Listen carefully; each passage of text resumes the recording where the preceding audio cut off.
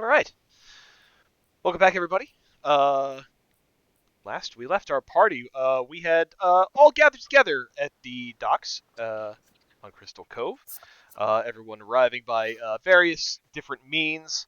Uh, Last to arrive, but not least, was Nariko in the Grand von Grutzner sailing ship, uh, swooping in and fixing stuff immediately as she came to docks. Uh, her I guess I don't know what you would call him. Assistant, Kenneth?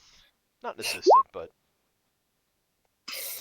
uh, I believe he's the chief Avocado? legal officer. I'm sorry. what What'd you was say? that?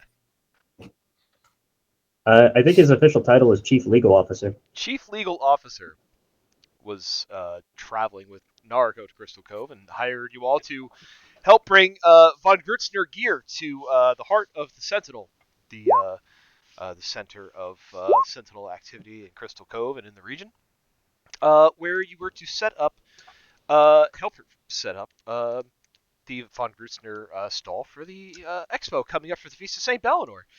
You all met up with Leonin Sentinel Kielna Summermoon, who was your contact to deliver things to, and she is kind of your liaison to the Sentinels, kind of showing you around, in charge of a bunch of various things. Where we left off last week, you had come to the heart of the Sentinel. Let's go ahead and change the map. Exciting.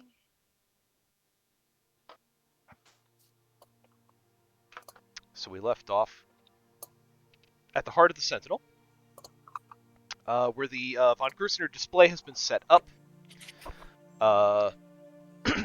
We had a brief showing of a hot air balloon, which kind of hyped up things quite a bit. Kielna coming out. Sorry, Joe, you're cutting out You're again. a robot. I am a robot. At least Yes. you're self-aware. Am I still a robot? Still a Yes. robot. I guess I will try to leave Google Meet and come back. I'll be right back. Quick, everybody say nice things about him while he's gone.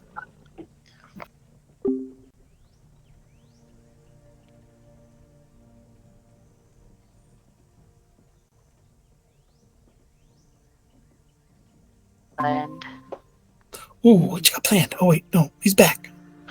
oh, he's back. Is this any better? No, not really. Say more. Hello, I am here, You're- and I am talking. You just You're sound very- far away. Very far away now. All of a sudden, I don't know why. I don't know. I wonder if OBS. Oh, there you are. Is that better? What I did you wonder- do? Yeah, that's good. Didn't do anything. And maybe it just needs. You know, it happened last time too when you first brought us to the map. Something messed up with your thing. Maybe we just need to. I wonder if it's just my computer can't handle changing the map on Roll20 and running OBS at the same time. Maybe Yeah, it might be our resources. thing. this is a pretty big map, so. I mean, I don't have any vision blocking or anything, so that means any time I put on Oh. some of the vision block, it's only gonna get worse. It may not. You sound better now.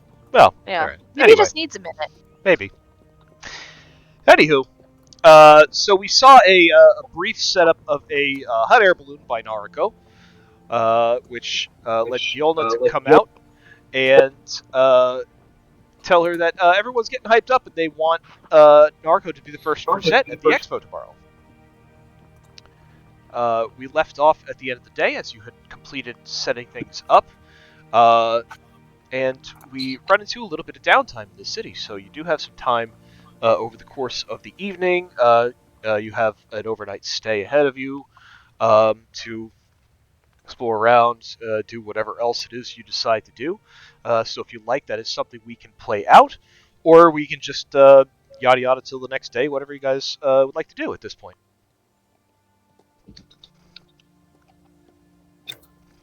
I don't really have anything.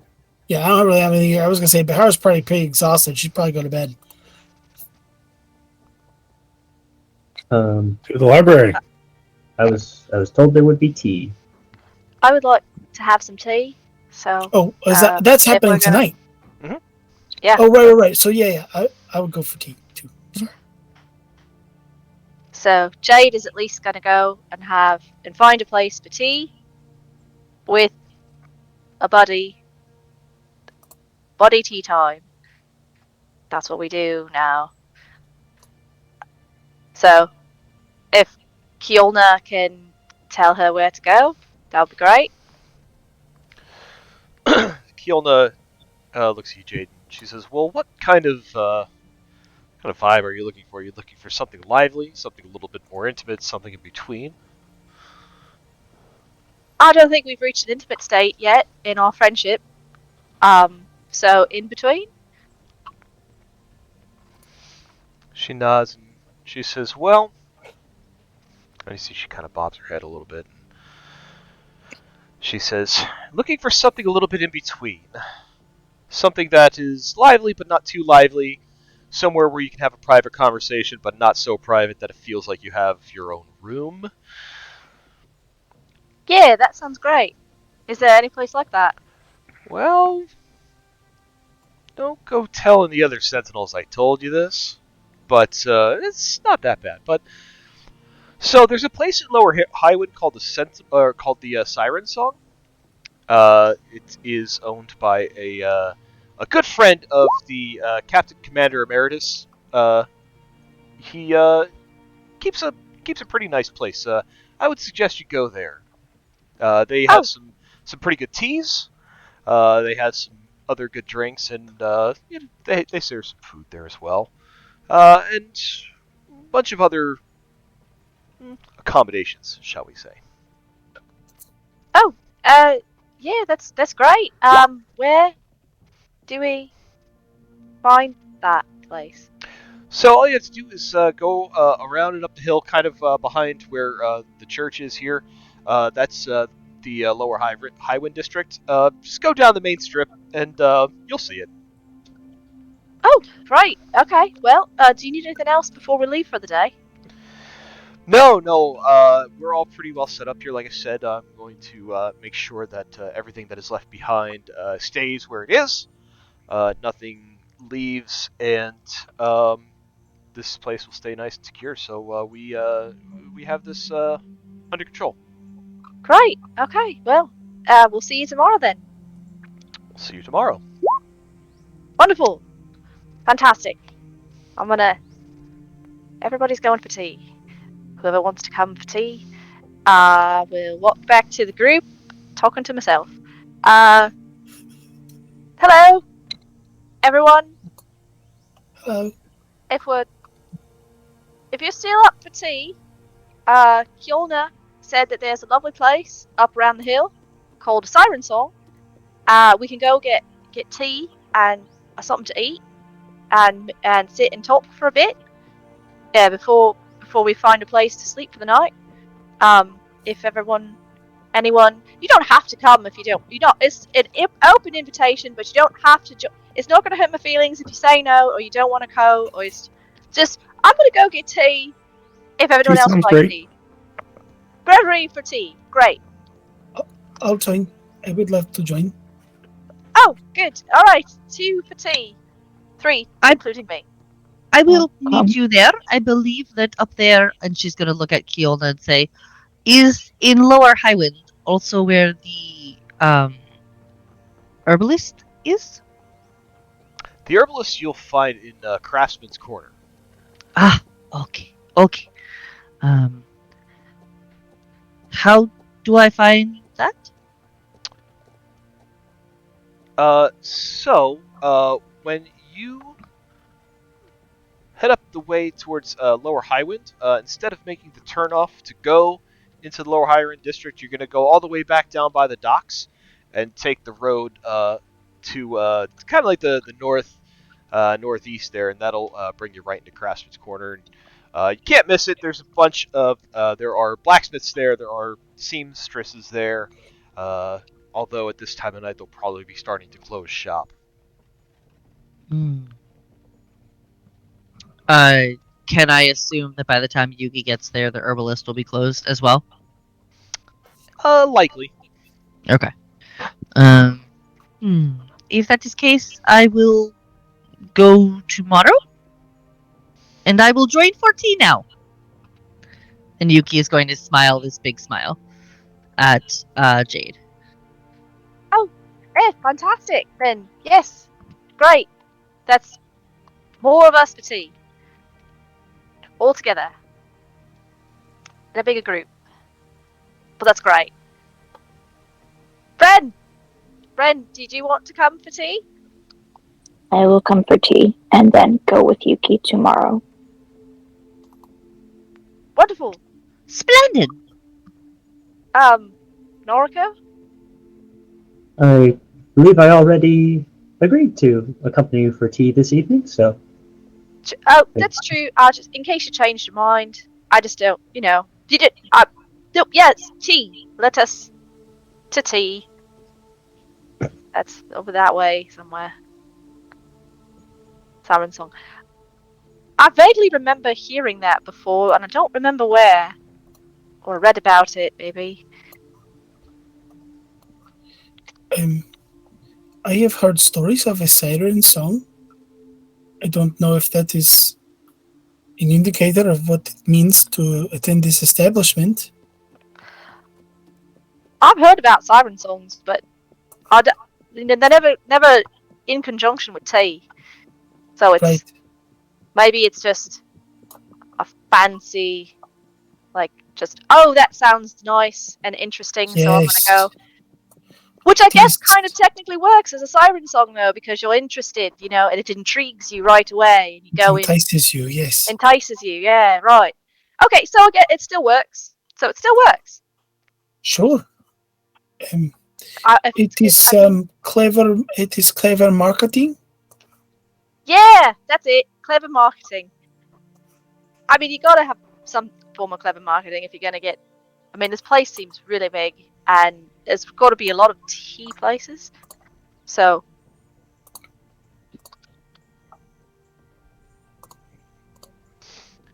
So you make your way into Lower Highwind, and you pass through some notable areas here. Some of the larger buildings that you see around you are mostly closed for the evening. One of them being the School of Magic, which is pretty easy to spot. In the same area, you'll also see that there is a casino that is lit up and doing all sorts of business. There are people coming and going. It looks like kind of a rowdy time in there. People having fun. Bars lit up, bands playing, all sorts of stuff going on. There's also a number of private residences as you make your way through this district, but there is one building that you see that does stand out among the rest. It's kind of like a slim 3-story face, like shotgun style house, not house but structure, where it's kind of it's slim but it is deep, and you see that the entire building is lit up with this kind of like dim mood lighting. It's very comforting. It's very relaxing. You hear a bit of laughter coming from inside. There is the low clamor of people sitting at the bar, people sitting at tables. They're watching people perform, someone perform on stage. A little bit of activity, but nothing too crazy. And like Keelna said, it is it looks like a nice place where you can find yourself a nice corner if you want to just kind of sit and hang out for a while.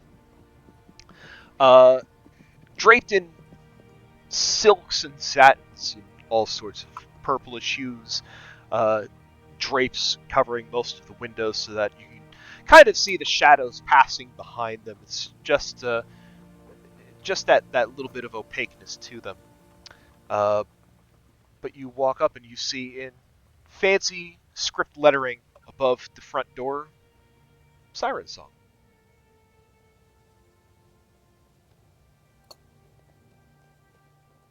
It is fancy letters.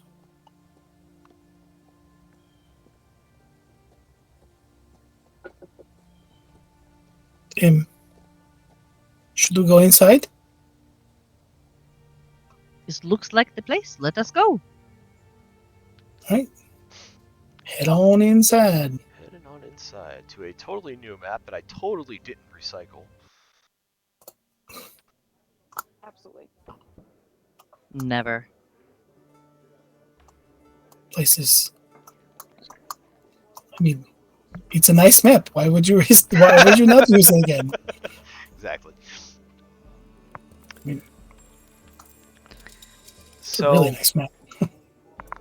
Ren, as you approach this place and step inside, it feels very strangely familiar to you. Like one of those things where it's like you feel like you're kind of caught in like a deja vu moment, like you've done this before, but you don't remember doing this before.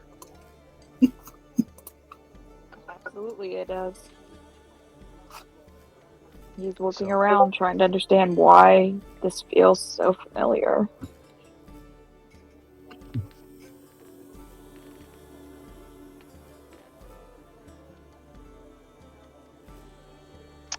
So as you step in, you see that there are two masked individuals behind the bar serving drinks. A bunch of bar stools. There's a center stage where you see that there is a air genasi that is doing some kind of dance to some music that is playing from somewhere. Other than that, you see there are little comfortable spots for you to sit around in. A bunch of what you can reasonably consider are the people who work here entertaining guests. And one thing that you all notice is that everyone who works here is incredibly attractive. This reminds me of the Sultan's dance hall.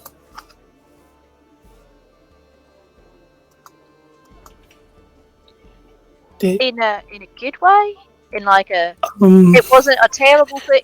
It was a you didn't like being there, but there were some parts of it that were like It was. we went to relax for the day or something. There was a lot of beauty, but and the dancing was beautiful. I mean, I tried to dance beautifully, but we were all prisoners, so there was that. Made it hard. But I mean, these people seem to be enjoying themselves. Yeah, there is a lot of gold on the stage. I think that they work here so that they're allowed to leave. That is refreshing. So it's not, so it's different. Hmm. But if you get uncomfortable, we can always go. Quite the opposite. I am very intrigued. Okay. I just want you to know that if you get uncomfortable, you can say something, and we'll go with you, so you don't have to, just in case. You are so sweet, Jade. Oh well, new friends, and I don't want you to feel like you have to stay somewhere that. I feel very comfortable. Thank you for your concern. Oh, good. It is lovely to see the Genasi dance. She is beautiful. Yeah, it's really. Are those handcuffs on the stage? That can't be right. It looks like there are handcuffs there, but perhaps that is not for restraint against someone's will. Oh, maybe it's like because I see a feather boa. Maybe she dances with it. Maybe she dance. I don't know. This place feels familiar to me, but it does. It does. Not for the reasons you say. It does feel too crowded, though. Oh, there's an empty booth or table up that way. Do you want to go up there? Sure, that would. Might be a little quieter. Less crowded. Yes, let us go that way. But Ren, are you not comfortable here? I do not like all the people, but I will be fine. If you get uncomfortable too, you can say something as well, and we'll go somewhere else. If they start to call me a monster, we will make a different path. Yuki, do you think they will serve tea here?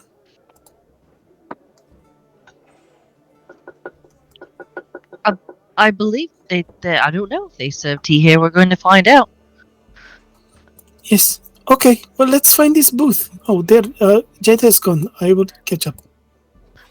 Yuki is going to keep pace with Ren. She overheard him being concerned about them calling them monster. So she's gonna just walk with Ren up to the table and just provide, just kind of a little comfort and support. The heart bounces on the seat. Ooh, these seats are cushy. These remind me of the pillows in the Sultan's tents. Yeah, everything seems to be really well pointed here. It's very nice. Everything's very lush. I want to say lush is a good word. Yes. There is a smell, a scent. It is like lavender. What is word? Rough sex and perfume. I'm smelling lavender. And that, yes, the flowery, the flower smell chases the sex. I don't Is really that know a what. normal thing in these sort of places? I mean, I don't really know what that smell is. I only smell the lavender. Oh. I have sensitive nose. As you guys make your way to this table, I see Reverie has made her way up to the bar.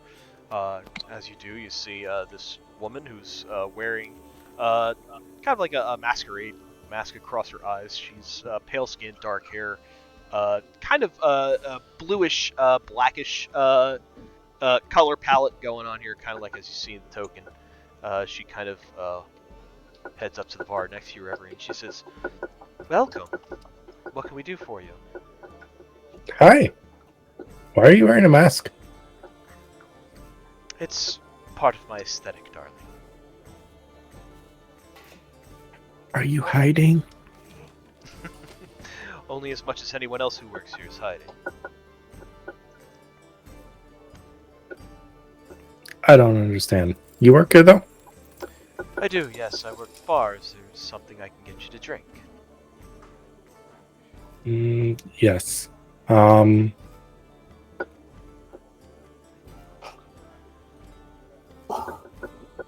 don't remember. I'm gonna go over there. Oh.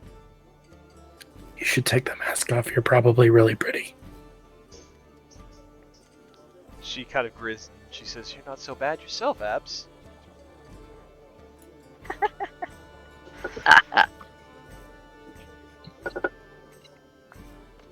Making your way over to the table, you guys kind of settle in and you look around, you take in your surroundings.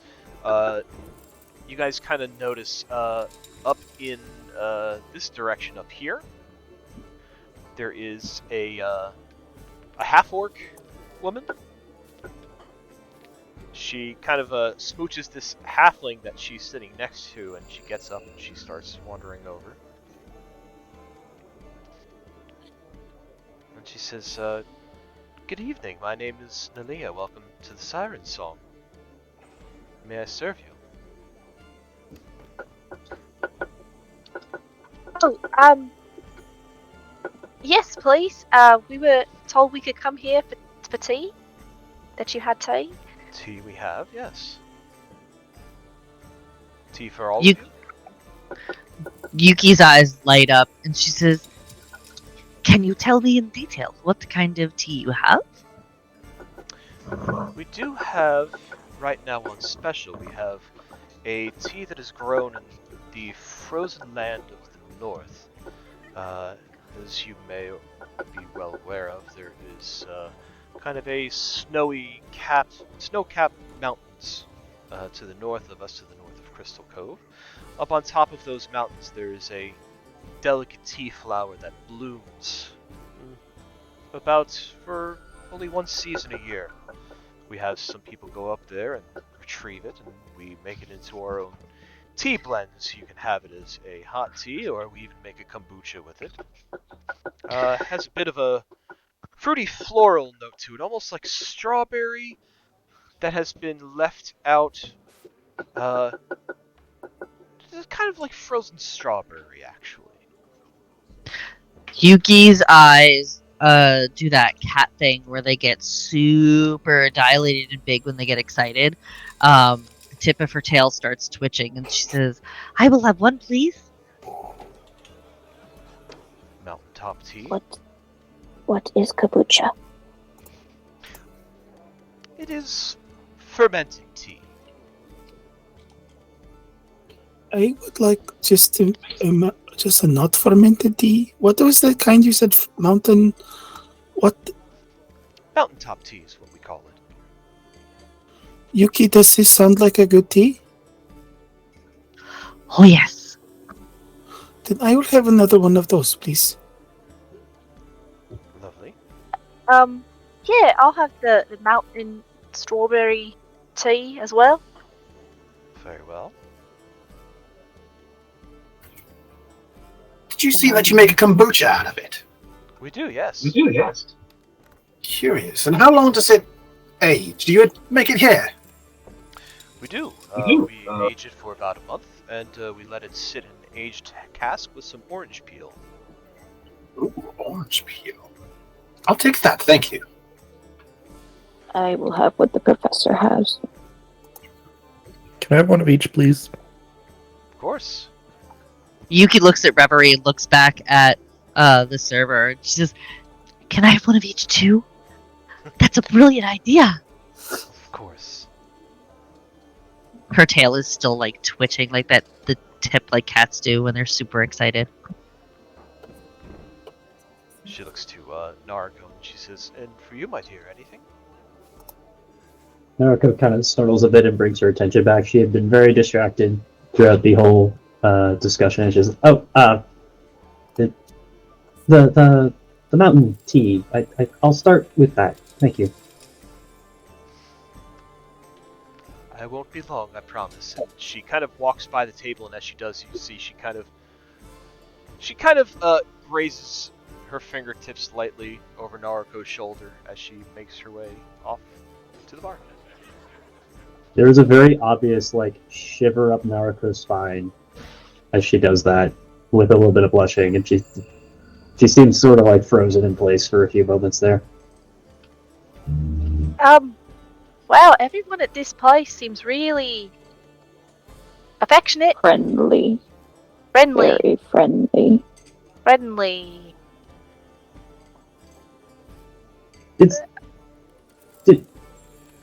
What do they do besides tea here? Kalina said that they do tea and they put on shows. I guess that's what the stage is for. And they have meals. She said something else about other accommodations. So I don't know if maybe they have rooms or something that you could, like an inn. Maybe it's a bit of an inn.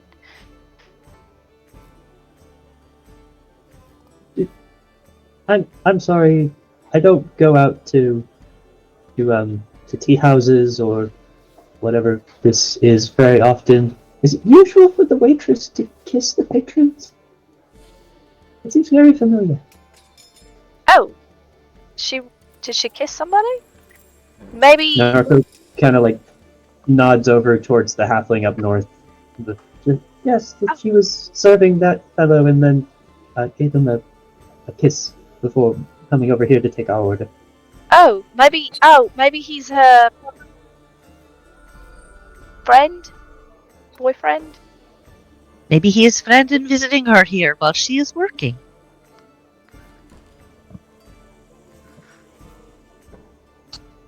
I mean, I don't know why otherwise we kiss the patrons.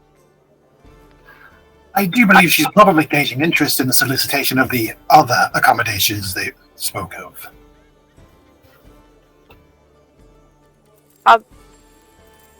I don't understand. I mean, I don't think you need to kiss someone to know if they wanted a room for the night.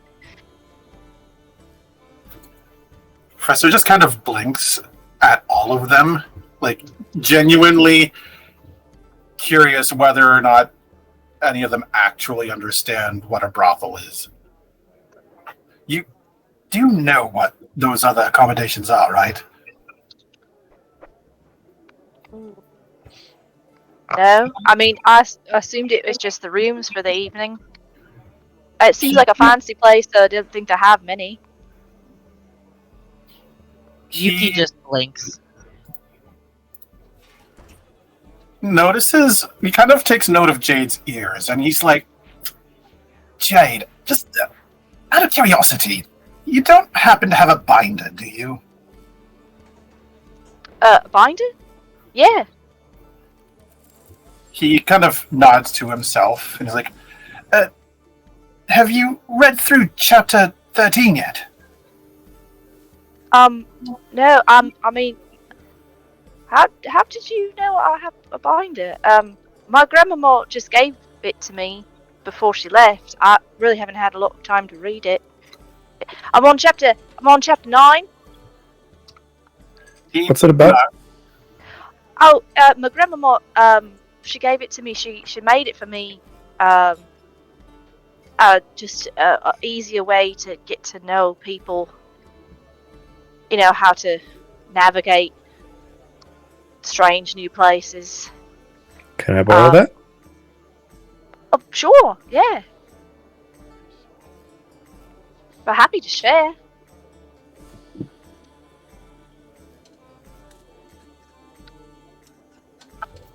Why, what's Wait. in chapter 13? Do you have a binder? No, I don't have a binder. I've met a few people who've known a few people with binders, and just from what they say, it sounds like chapter 13 is just the primer for a place like this. Maybe just take a peek at that before you order off the secret menu here. Okay. As you say, secret menu, Nalia comes back with the teas and kombuchas. She starts passing them around to everybody. She smiles at you, Professor, and she says, now how do you know we have a secret menu? He knew I had a binder. Well, Oh, with the name of the and professor, smart. you'd have to assume I know a thing or two. Oh, the Professor, that is intriguing. Perhaps you'd like to tell me more about it. It depends on what you charge by the hour. So transactional. It is 5 gold by the hour. He smirks and says, if you're ever genuinely curious about the way of the world, find me after you're done work. Tough to get. I'll treat you to the knowledge for free. Darling, in this life, nothing is free. And she kind of smiles and gives you a wink, and as she turns, and she heads back around. That is in chapter 1. I still don't get it. He kind of clears his throat and adjusts his collar a bit. He's like, well, let me save you the trouble. That those extra accommodations are in the sexual nature. Transactional, of course, the type of thing that you pay for. Oh, This place suddenly makes a lot more sense to me. we're not expected to. I just wanted to have tea. Oh, there's no expectations, at least not since the last time I've been to one of these places. But, I mean, it's kind of like, you know, when you ask what kind of tea they have, and they I have this kind of tea, we have this kind of tea, we have this kind of tea. It's kind of like that. You don't have to buy from the menu. It just happens to be there for the people who want to. Oh. Okay. Maybe we have this tea, and then maybe we go somewhere else. That's not transactional in that nature. Ren is peacefully sipping his jubuka, just enjoying watching back and forth with some curiosity. I would be okay with changing venues. It would be very, very bad, I think, if I was recognized as being here. Is it What? a bad place to be? Um, it would not do for the daughter of Katerina von Grutzner to have any sort of rumor circulating about indulging in transactional companies. Oh, okay. Well, okay. We already bought these. Let's drink these, and then maybe we just go find a place for the night, and we just have a almost some party in a room somewhere together. So while you guys were all talking about sex and transactions and all of these things, Yuki has taken her tail and wrapped it around her waist, and she has her paws on her tail, and she takes a sip of her tea, closes her eyes, and you just see this like blissful, serene look come over her countenance, and you can almost feel this just sort of calm, almost vibration from her. And very slowly, she'll start to open one hand and the other on her tail. Just blissfully, serenely. Almost as if she's, I don't know, making biscuits. Just as she's enjoying the tea. While that's going on, this alpha guy shows up. Overhears you, Jade. He says, "Oh, you just got here. You're already planning on leaving." Hot damn. Ah, damn yourself. I'm sorry, did I say that out loud? I said the inside part outside. It's quite alright. We get that a lot with first timers. What are you?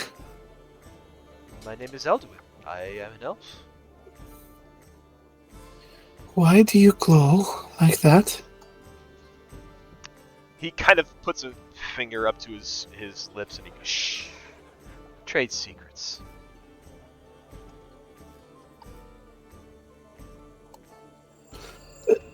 Trade secrets. I'll give you a secret if you give me your secret.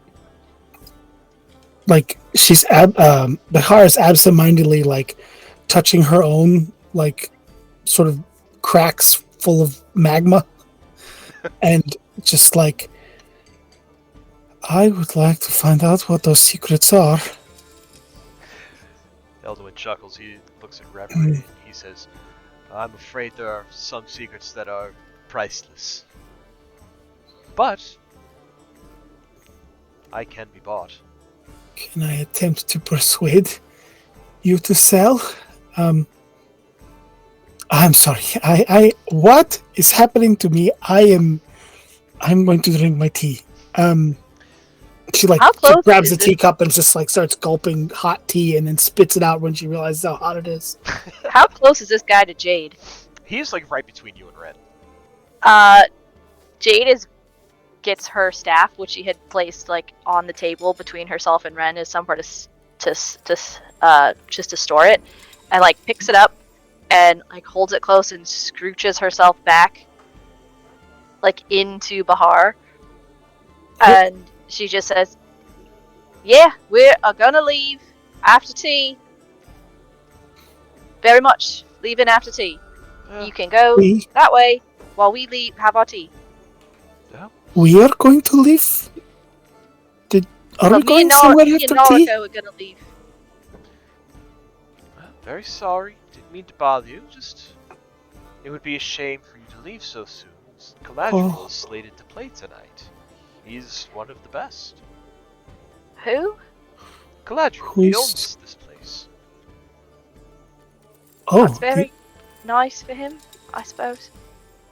he is a performer. He's a lot of things, for sure. But I see that I Does made you uncomfortable. I'm very sorry. I didn't mean to. For the record, you have not made me uncomfortable. Well, I'll tell you what, then. Should you wish to talk more, I'll be right over there. And he points back to the kind of horseshoe couch he was sitting on and smiles and makes his way back.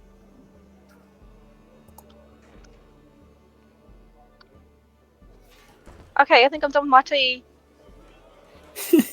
Um, Nariko, if you'd like to go, I'm good to go now. If you want to go. is it that bad, Jade? Were you offended by that man? I would prefer to not. I'm good to leave and go find a place if anyone else would like to go. You don't have to if you don't want to, and we could send a message that where we go when we find it. But if anyone else wants to leave, I'm good to go.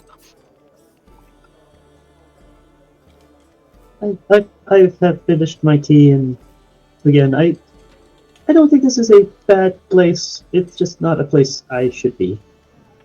Yeah. Okay. Nariko, how about me and you? We could just go, and everybody else, you can stay and have a wonderful time. And I'm just good. I'm coming to. The kombucha is really gross.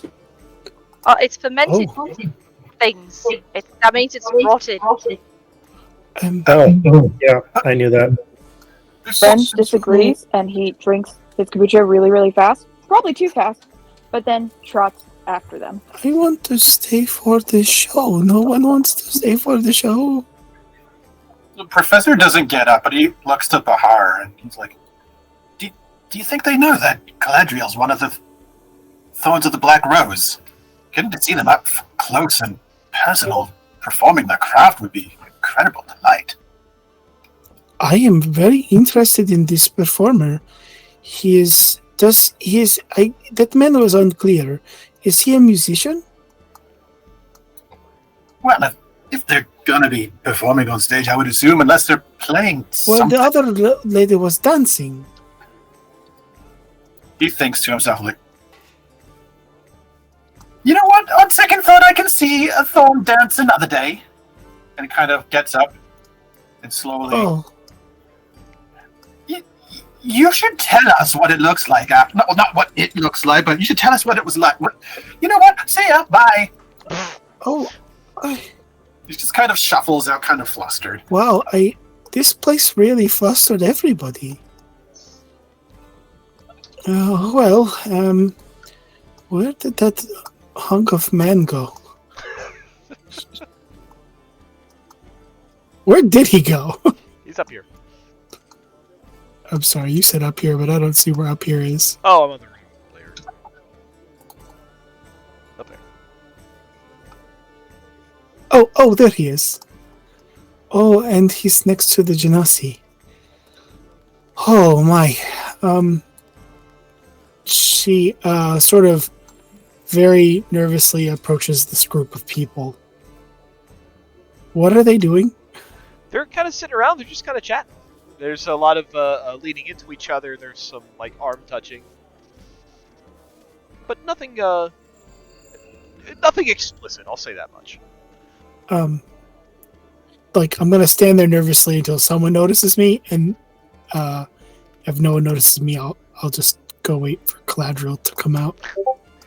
And how did I end up being the only one who wants to watch Galadriel perform?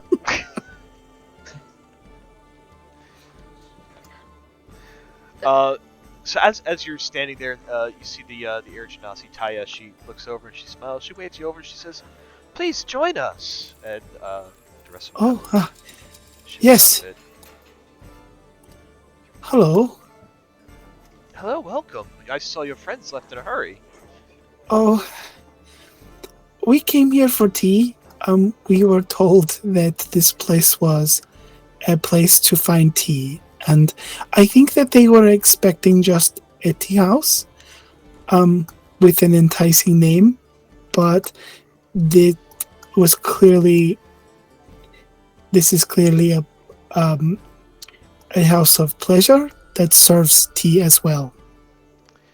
Oh dear, this is a house of experiences. We offer many different experiences here. Whatever suits your fancy.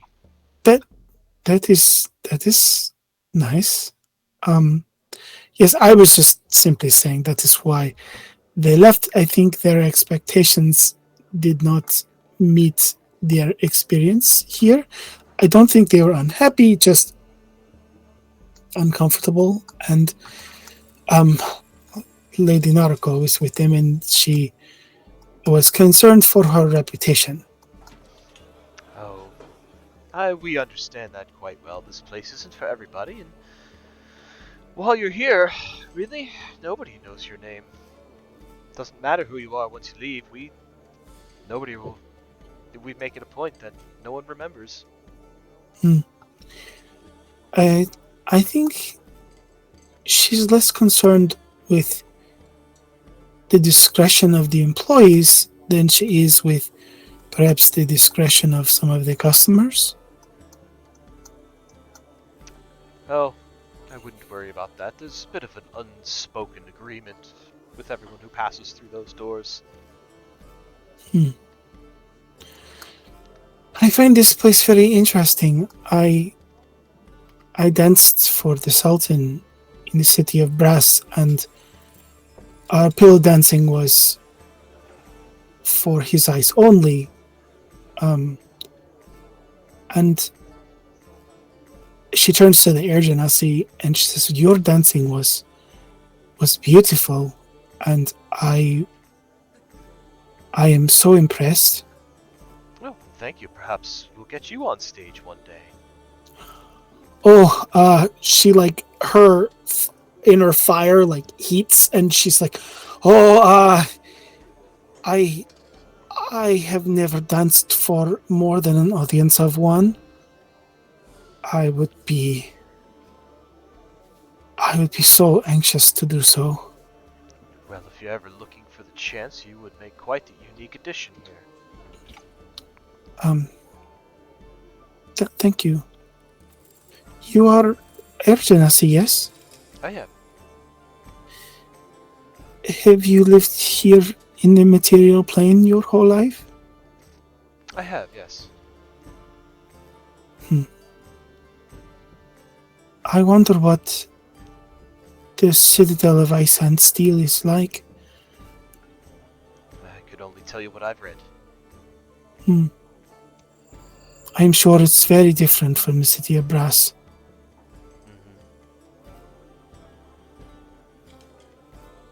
What about your life here? Have you found it difficult being like us here? Well, once I found Galadriel and the Siren song, things started coming together. It was different, being what I am on this plane, but Galadriel accepts everybody. He's quite a nice man. I should like to meet this man. He is going to perform tonight? He's supposed to, yes.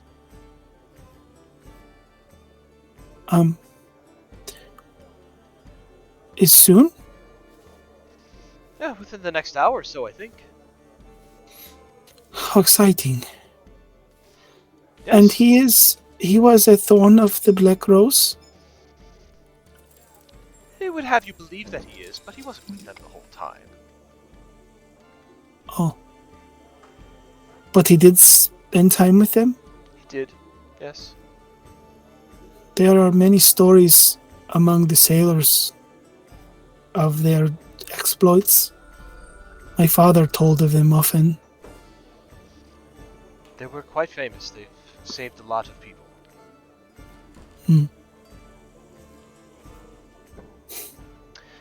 So conversation kind of continues. You can stay as long as you like, and Sure.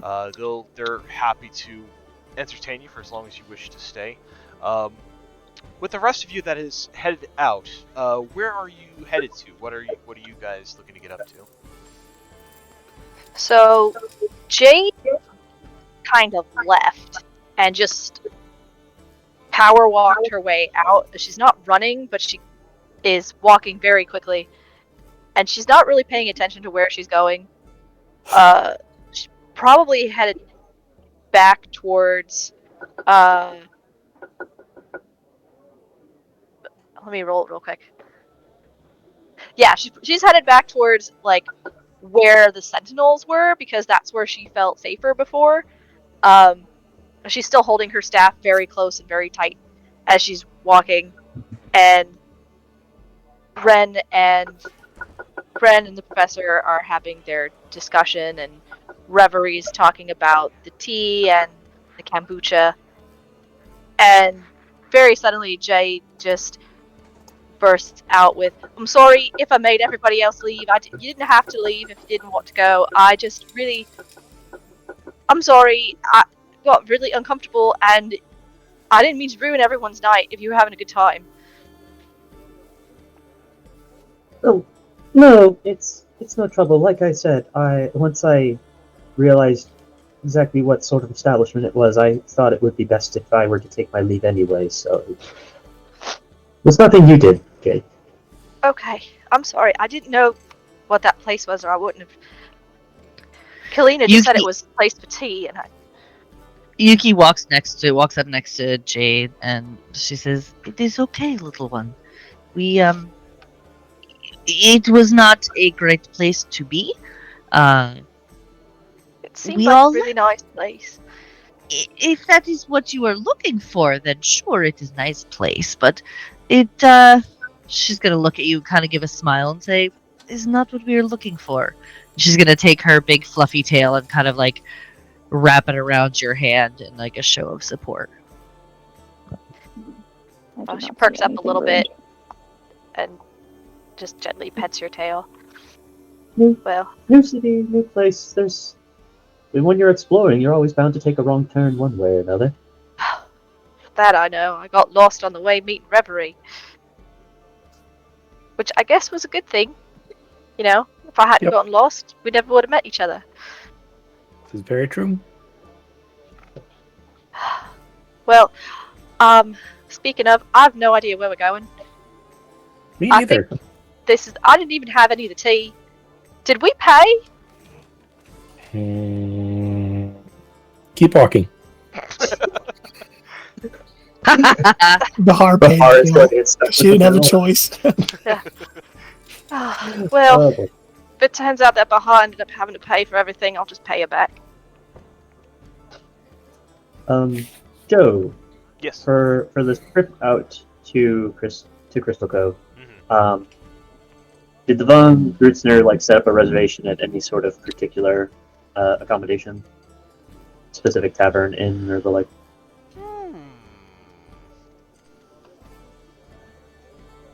Yes. I'm assuming nothing is done at this company without a very, very well thought out itinerary. No, that is absolutely true. Give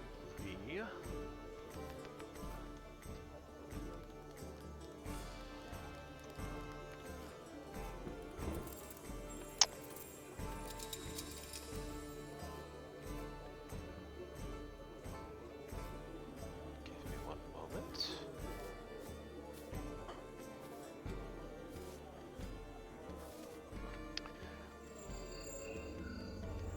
So there is there is an inn that is in the Sentinel District. It is called the Blue Elephant. That has been made. They have made an arrangement for you. Did not expect you to be traveling with anybody else, so there's an arrangements for you. There's arrangements for some of the more notables that would be on your ship who traveled with you. It's a nice place. It's like one of those places that is it's not expensive, but it is on like the nicer side of things. So we're talking probably about 8 silver a night stay to stay at this place, but this has already been taken care of for you. Gotcha. Nariko will say, well, I know that my accommodations for my stay here in the city will be at the Blue Elephant over in the Sentinel District. I don't know what their openings are for rooms, but if you all would just like to sit in their common room and partake of some tea since you missed that date, we could perhaps go there. And if they don't serve anything, I can bring out my coffee maker. Uh, Although it is a that bit sounds late. that sounds lovely. What's coffee? Oh, well, you might love it. I love it. It's how do I describe it? So, Professor, maybe you can help me out, but I believe the beans have caffeine in them. So when you brew them, uh, it creates a very stimulating effect. I see Miss Yuki is quite calmed by the herbs of her tea. Coffee would definitely provide more of an opposite effect. Fills you up with energy. I find it's wonderful when I'm working late at night and I have a train of thought that I need to just keep on pursuing and I don't want to rest. Oh, that's interesting. Yes. Although I do need a good sleep tomorrow, so perhaps So is it more of like a daytime drink then? perhaps a very light blend would be required. But well, also good for the morning if you need to perk yourself up before you get into the day's business. I find it helps with that. Or during the middle of the day, if you're just having a light lunch, I find it helps suppress appetite a little bit. Or actually, it's kind of an all the time drink for me. Oh, well, I will defer to you on what we should have for the evening. Um, I've never had coffee, and I usually have tea, but I'm sure it was great either way. Well, we made our plans for tea this evening. Let's see if the Blue Elephant has anything in that selection. Maybe Miss Right. Yuki would appreciate more varieties to add to her palette this evening, and Ren can have something too. I don't. Did you enjoy your tea, Bucha, that you had, Ren? I liked it very much. It was a nice combination of various tastes, and I enjoyed the scent of the fermentation. So I'm so sorry if this is rude or in any way. I'm just infinitely curious. Are you undead in some capacity, or Ren looks down at himself and pokes his very much so flesh on his arm. I do not think so. okay? Do you have a tongue? Just Ren opens up his maw, and there is indeed a tongue in there. That's so cool. The professor leans in right in front of his face and stares down the back of his throat fascinating. What? And he You have kind of mouths too. retreats back and then scribbles some notes in his journal. I do not understand. Oh, Well, I've only ever met 2 talking skulls. I mean, granted that you have an entire body with the skull, so it's different. But the other one didn't have a tongue, and you have a tongue, so it's kind of cool. I still do not understand. Yeah, Jay. Yeah, Ren, you're full of just surprises. I am. And he looks down at himself. Well, I I did not think mean, I was. considering you don't remember most of your life, I don't remember. that's a surprise every time you remember something. And you're a surprise to us because now we're learning things about you every day. Well, it's still day one. Every couple hours, we're learning a new thing. So that's surprising, and in a good way. And now we know you have a tongue, which is I interesting and surprising. And I guess it would make sense because you were able to taste the tea, and if you didn't have a tongue, you couldn't taste the tea.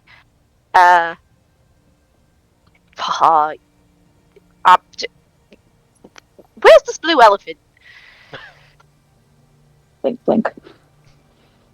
Wandering through the heart of the Sentinel, you find that it is kind of across from the main Sentinel compound. It's a small building, easy to miss, so easy to have walked by it before. But it's a nice, it's a smallish cottage. Looks like it's got enough for maybe 10 rooms max. Has a full first floor where it's very quiet, it's very laid back. there are little tables, little candles sticking on the tables. And, it's kind of got that dark kind of not dark, but like that very low light kind of ambiance to it.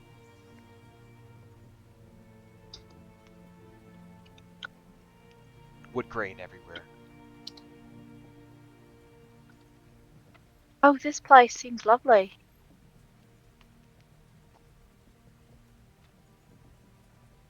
Oh yes, I find it's upscale enough to provide all the comforts of home, but not so much that it attracts the sort of people who care only for how much money is on display.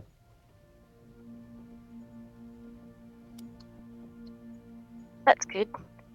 I mean, Reverie, did you want to see if they have rooms here for us to stay in? Sure. Okay. We didn't have a place to stay yet, so our accommodations weren't made. So this is as good as any if they have rooms. I'll go find a lady to talk to. So as you enter the Blue Elephant, you see there's a bar there. You kind of wade through it, and there's a short halfling woman there. She is middle-aged. She has cropped, curled, golden hair that is starting to kind of turn silver at the ends. Brown eyes, kind of a pinkish skin. She looks like she could be somebody's mom. As you approach, you kind of get the scent of rainfall around her. Kind of like you get off of somebody who's been out in the wilderness for a little while. But you see, she's kind of wiping down the bar, and she smiles as she sees you enter. Jade will wave. Hello. Welcome, dear. Welcome. Please come in, have a seat, make yourself comfortable. Hi. Thank you. There's 6 of us. Oh. Is it? Well, you're all welcome to come in. Do you happen to have any rooms still available for the evening? High or low, Jade? Hi. Excellent choice. She smiles and she says, well, despite the activity going on in town, we do have a number of rooms available, yes. Oh, that's great. Reverie, did you want to share a room, or did you want your own room? We can share. Is it alright if we get one to share? Of course. And Noriko, she's gonna point at Noriko, already has a room. Nariko von Grutzner.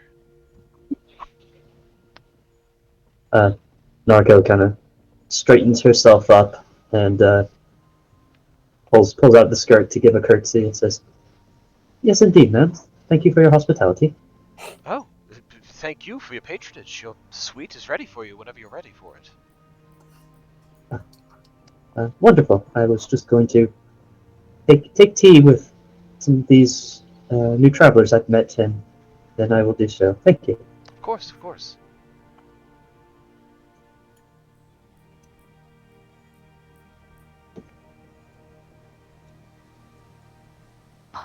Right. I'll take a seat.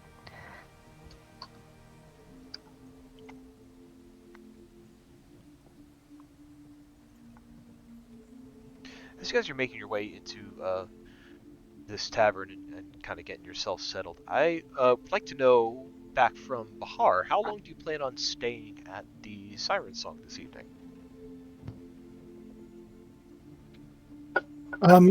I honestly, I would like to watch Galadriel perform, and then see where the night takes me. I didn't get a room to stay in, so I might even stay here. Yeah. It might get a little wild, to be honest. She has been very repressed for a while. I will say about 15 to 20 minutes after the rest of the party left, Galadriel does come out. He welcomes everyone in his usual flamboyant fashion. Plays a song, gets the whole place up and dancing, and gets a couple of other feelings flowing as well. Tries to put everybody in the mood. You find yourself kind of dancing with the bare-chested elf quite a bit. He's taking quite a liking to you, and you seem to have made a friendly connection with the air genasi as well. I'm sorry. I'm sorry. Back up again. Sure. So she performs with him.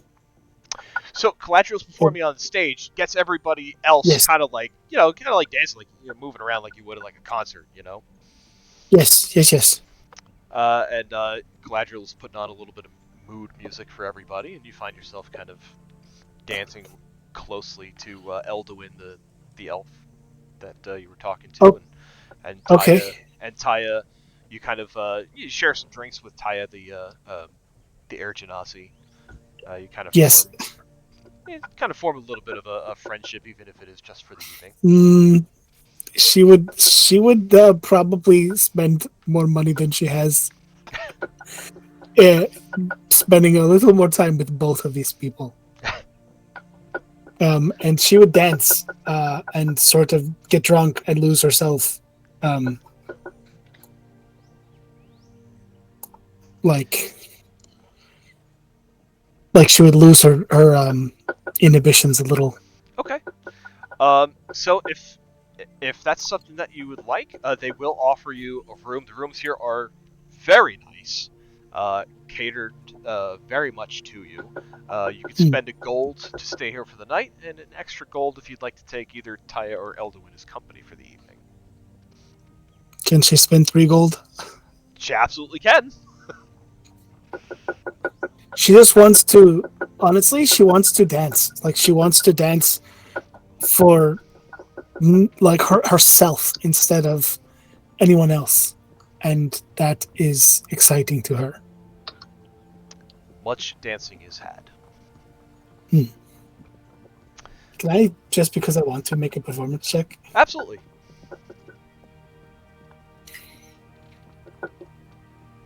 It's pretty good. Yeah, they're quite impressed. They're almost at the point where they're like, you really should become a siren. Like, you should work here. Like, the gold is really good. The clientele is fantastic. You're in a great city. I will consider it very strongly, but I have some things I wish to settle in the city first. Very well. Well, don't forget about us then. Once you leave. I won't. And kind of Elduin I honestly don't know that. He says, like, if you leave. I don't know that she would pursue sexual relations with these two, by the way. Like, I think she just really, really wants to spend the night dancing with them. That's and fine. she spies their company dancing, just for the record. If nothing else, consent is very, very important at Siren Song, and they will let you know that up front, very much so. So they're down with whatever you're comfortable with doing.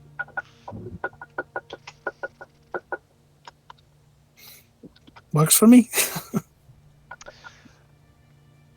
Meanwhile, back at the Blue Elephant, Nariko has a suite ready for her already. That has been procured for her by the Von Grutzner company. The rest of you are sitting down to a table. You've asked if the rooms are available. They are, but you have not yet, I guess, formally reserved them yet. So, up to you guys. Jade will reserve room. Okay. You see the halfling lady will smile at you and she says, "Well, wonderful. The rooms here are 8 silver a night." Oh, great. We'll just pay for the one night for now. Sure. Any of your How long companions is the want expo rooms? supposed to be? Can I have a room too? Of course, yes. I have a total of 3 more available. Well, Ren 2. will fish out. I won't be needing anything. Ren will get some of the money that he's paid earlier and kind of hold it out because he's not quite sure how this works. You just leave it on the bar, dear, and I'll give you your key. Okay. What's the weather like outside? Like what? Rolling for weather. Because Yuki is used to pretty Spartan living, and it connects her to the earth and all of that stuff. But if it's unsafe or too cold, she'll stay inside. As you make your way into the tavern, it was kind of like a bit of an overcast day today, but the sun was shining. But as the day progressed, clouds started moving in, and it is starting to lightly drizzle. Yuki will look out the window, see that it is starting to drizzle, realize that staying outside is not a good idea because she does not like to get wet if she doesn't have to. So she is going to look at the woman and say, "I will take a room, please."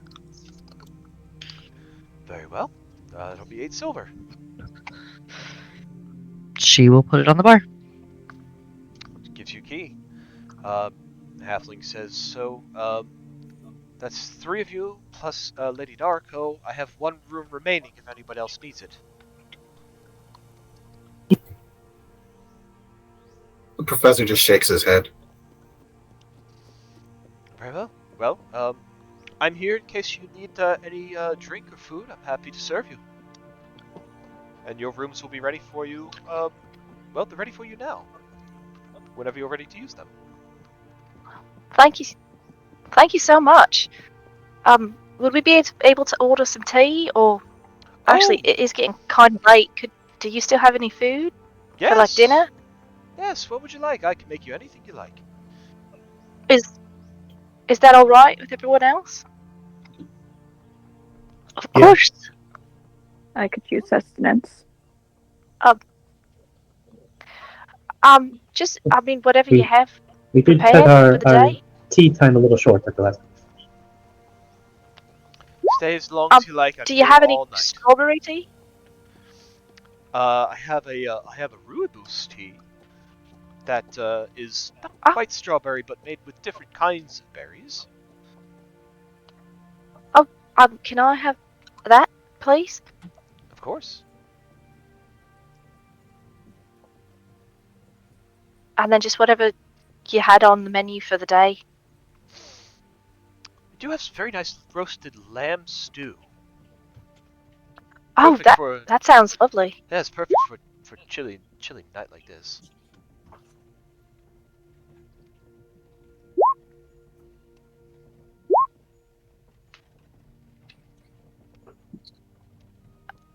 Oh, Neville Yeah, dropped off.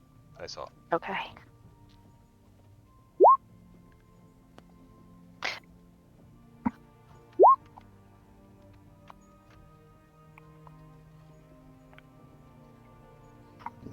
We'll just play the buffer music while we wait. Din, din, din, din, din, din, din, din, din, din, din, din, din, din, din. We can take a 5-minute pee break or something if you guys want. Actually, that's probably a good idea. Sure. Take Sounds Good great. idea. a quick little break. Yeah, let's go back Yeah, at me. 9:11. Sounds good.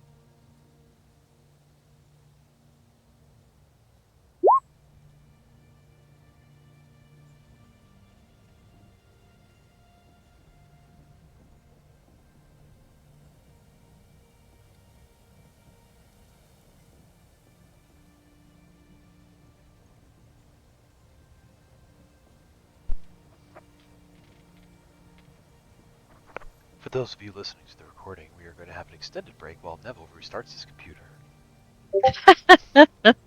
It's not creepy or anything.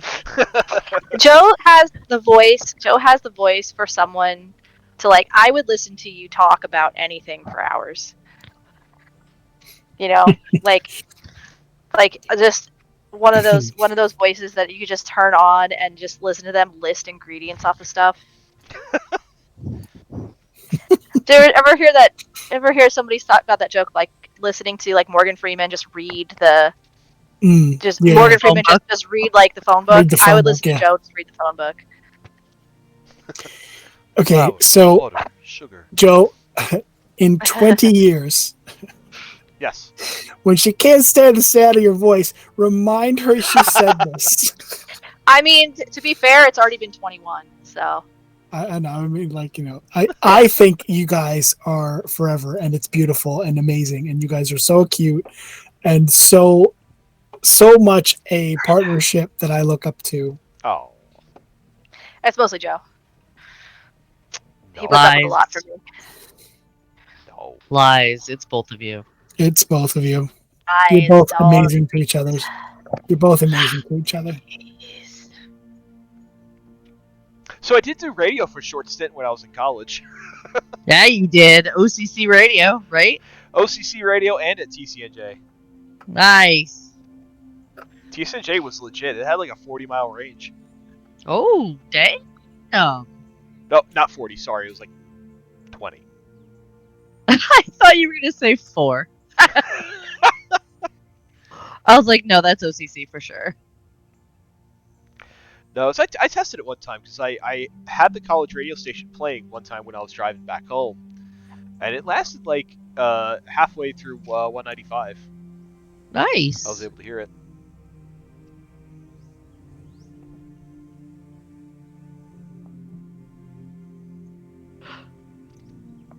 Neville is back? Question mark. Neville. Loki's speaking on Juliet. That's what I gotta deal with. Oh boy. Nice. If To their Neville credit, they argue like sisters. Because they are. If Neville is back, Neville is muted.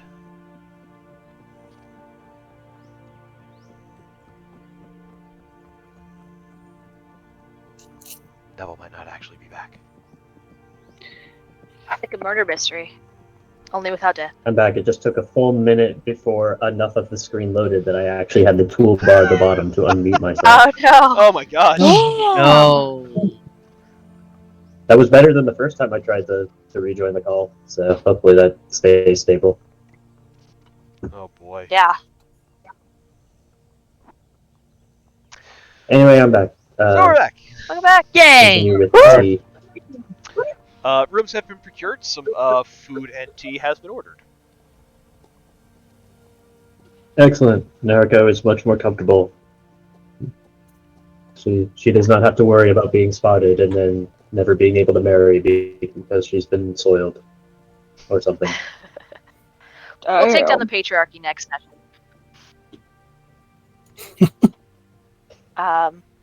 Jade, though, is also much more comfortable in this space, with its just very chill vibes and gentle candlelit ambiance that gives the illusion of privacy while also still being part of the group at large. So it's a very nice spot. Since we're here now and she actually does feel relaxed, she'll once again like settle her staff against her side, because it's big enough that it's unwieldy to keep on her back when she's not walking. Like if she's not walking, she has a sling for it to put on her back, but otherwise it has to like lean up against her. She'll set that down, and then she will also take off her hat, which is the first time she's taken it off today. Now that we're indoors and it's somewhere else, so she's this wide-brimmed hat, which is honestly almost comically too large, but does a really great job of acting as a parasol for her in the sunlight to keep any like sunlight off of her. And she'll like she'll like hook it over her staff as well, so it's sitting there.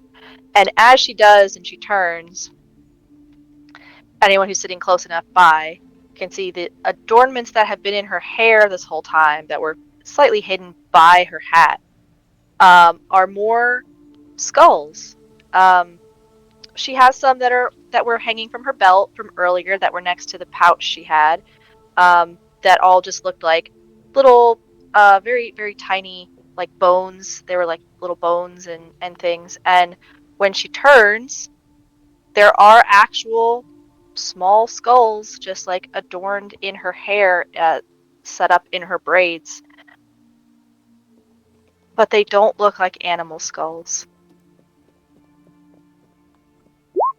And I'll leave that out there if anyone else wants to figure that out.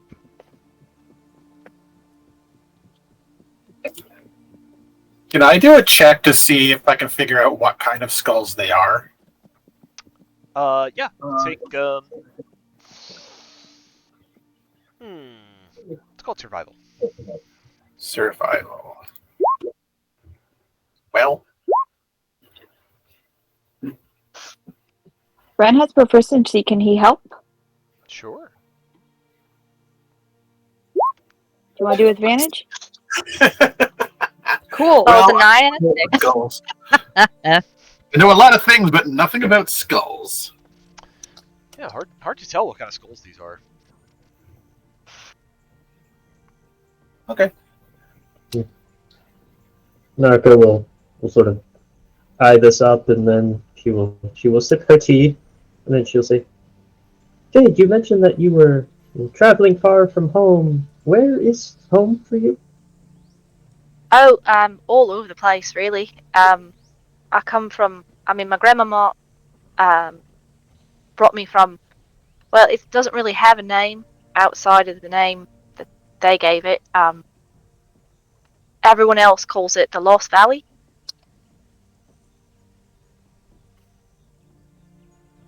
Ah, Not a lot of people go into it. I don't know. So, I guess it's called that because not many people can traverse over the mountain cliff sides that are in there. But it's a beautiful place. It's always sunny, unless it's night time, and then it's not sunny. Anyway, I would just mean that, like, it's not. There's, it's really no. There's not a long periods of rain, so it does rain, but briefly. It's nice. It's just nice. The weather's really nice all the time.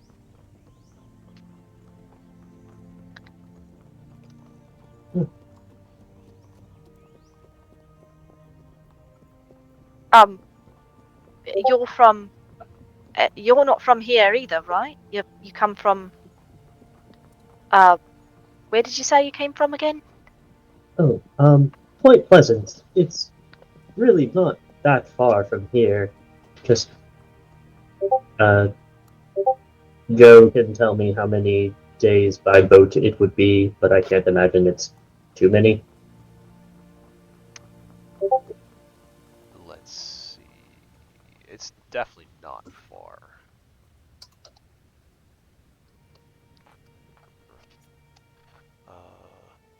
Hang on, I had something for this.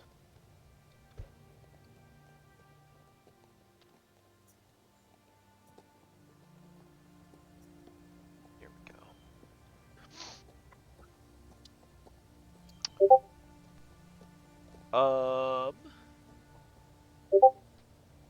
It would take you, like, it would take you just a couple of hours, actually. Yeah. Not even. Yeah. Not even a full day by sailing ship to get over here. Oh, so have you been here before? I know you said you had gone to study for a bit to Moonhaven, but you said that was Yes. only for a brief while. Yes, and that was a much farther trip, but really just I started in Moonhaven. I've lived almost all my life in Point Pleasant, but I was born, I believe, in Dunderall. But I was very young when Mother took me in, and I've been with her ever since. Oh, is your mum not your? Well, I mean, she's your mum. Either way, Yes, but she's your mum.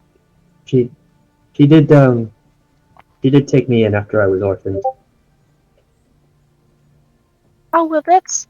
I mean, it's not great that you were orphaned, but it's great that you found a family.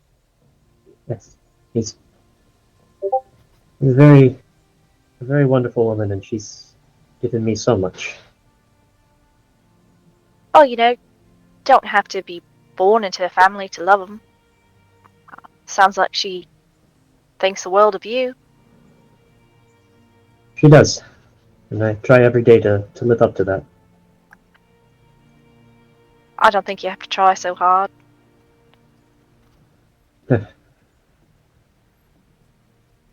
It's, maybe I don't have to, but I should. Try, that is. I get it. Trying to live up to all the, I guess not expectations, but possibility Well, that their opportunities gave you. I am the heir to the von Grutzner company, after all, so I have to be prepared to steer it in the right direction once I'm the one making the decisions. You've got You seem time. capable. That's what learning's all about, though, yeah? And That it is. I mean, you're already doing so.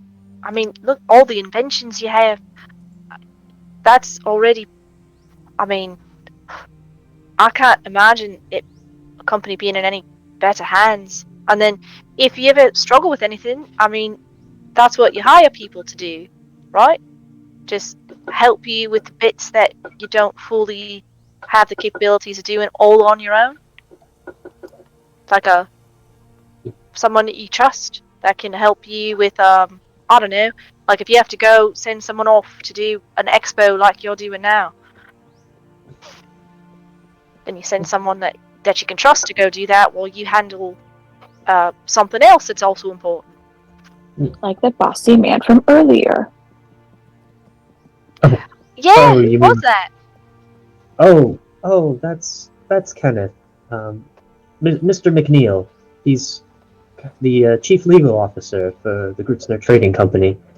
Uh, if there's anyone at the company who's sort of a number two, it would be him to my mother. I'm sorry if he came off as a bit overbearing. He gets a little bit stressed whenever we have timetables to meet, but he does know quite a lot, and he's very well informed and well connected with all manner of people in his line of work. He travels all over, anywhere that the company is operating, really, overseeing business. Oh, I mean, he seemed a little intense is all. Maybe he should have some tea. Yuki always has tea and she's always calm. But I guess being a chief officer of finance would definitely make someone stressed out.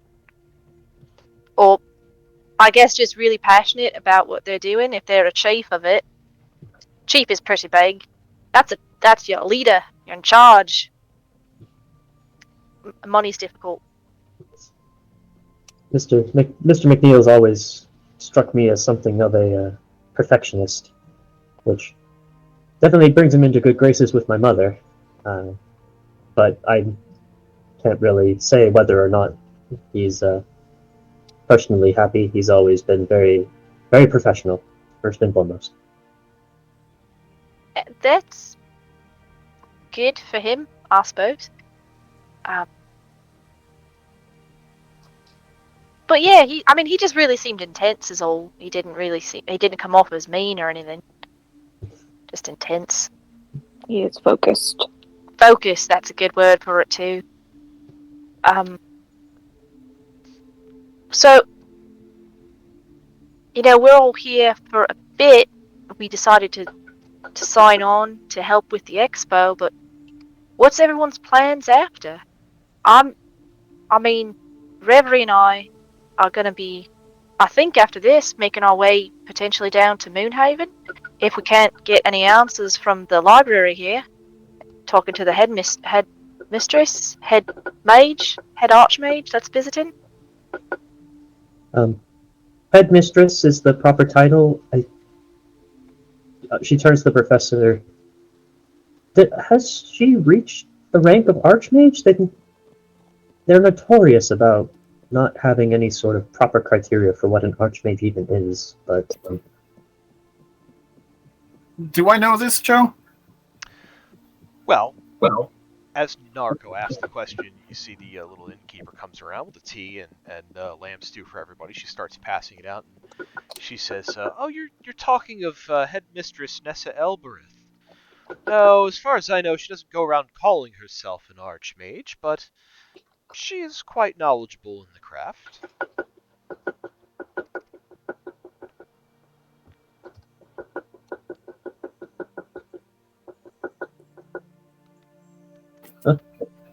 well, question answered then. You see the innkeeper. She smiles as she finishes passing out everything, and she stands up and she says, "My name is Hilly, by the way. In case you need anything else, please feel free to just give me a shout."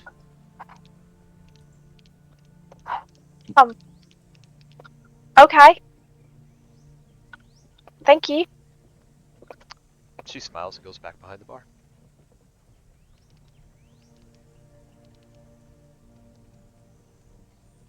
So that's what we are going to be doing, though. If this Nessa person doesn't have any answers to things we're looking into, probably go to Moonhaven. What about everyone else? Nariko, you going to go back home? Yuki? I will go back to the monastery and continue my work, unless the sentinels decide I am of use here.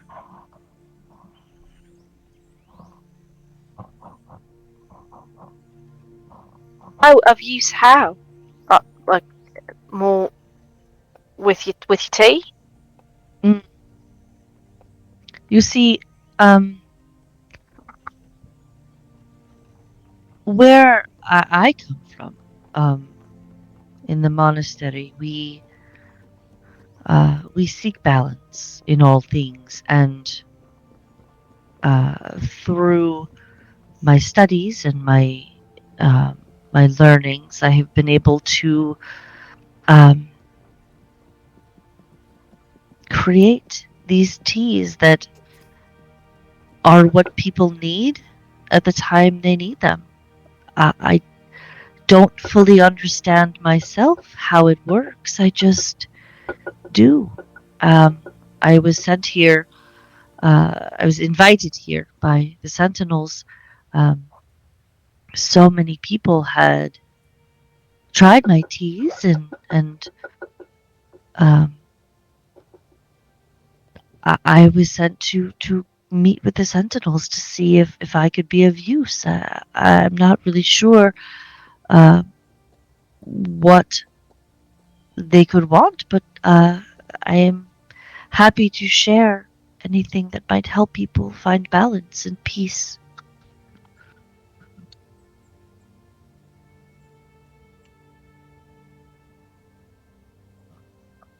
Well, that's a really lovely sentiment, Yuki. I hope you can still do that. I really like your teas, so I can't imagine that. I mean, your teas aren't what make you useful or anything. It's a very nice thing. I think it's just your presence that's does that more than anything. But your teas do as well. I don't mean to besmirch your tea. It's just that it's also you. It's not to sound well, the monks they would yell at me, but I would always say, it is my key in my tea that makes it special. And she kind of I like that. like she has like a little sheepish smile, like they were like, seriously, girl. You are supposed to be a fountain of wisdom Yeah. and inner spiritual beauty. Why the puns? And she's like, my key in my tea. Like, yeah. I think that's just clever. It's very kind of you to say. Oh, that's lovely. And what about you, Nariko? Are you gonna go home after this? After the expo, you gonna go back to the business? Nariko kind of has the soup in front of her, and she's just kind of idly spinning it a little bit with the spoon. And she looks up and she puts on a brave smile, and she says, "Ah, well, after the business here is concluded, I'm supposed to be heading on a trip, heading quite far actually. The continent of hold on, Neville doesn't want to say the wrong thing again.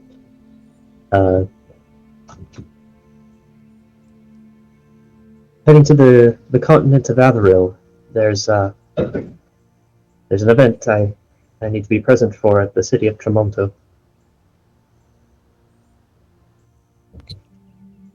Oh, are you going all by yourself? I mean, I guess you have Kenneth. Yes, and a few of the modrons to help carry the goods and all of that, but mainly myself. Yes.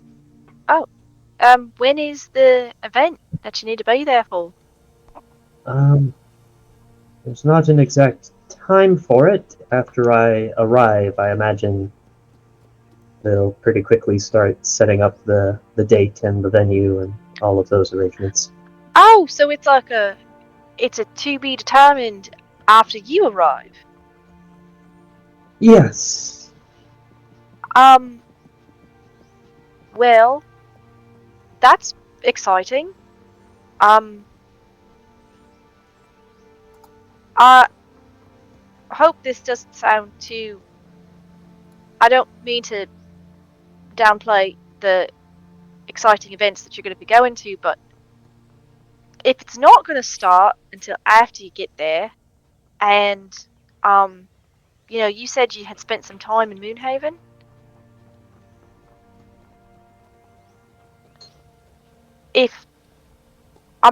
I don't know if it's along the way, it's the opposite direction. But would you want to travel with me and Reverie and Yuki, you'd be going in the same direction because your monastery's back towards that direction too, right? You're up in the mountains. Mm-hmm. Maybe we could all travel together, and then for a bit, and then you won't have to be just with Kenneth and the Modrons the whole way. I mean, you can if you want to. It's just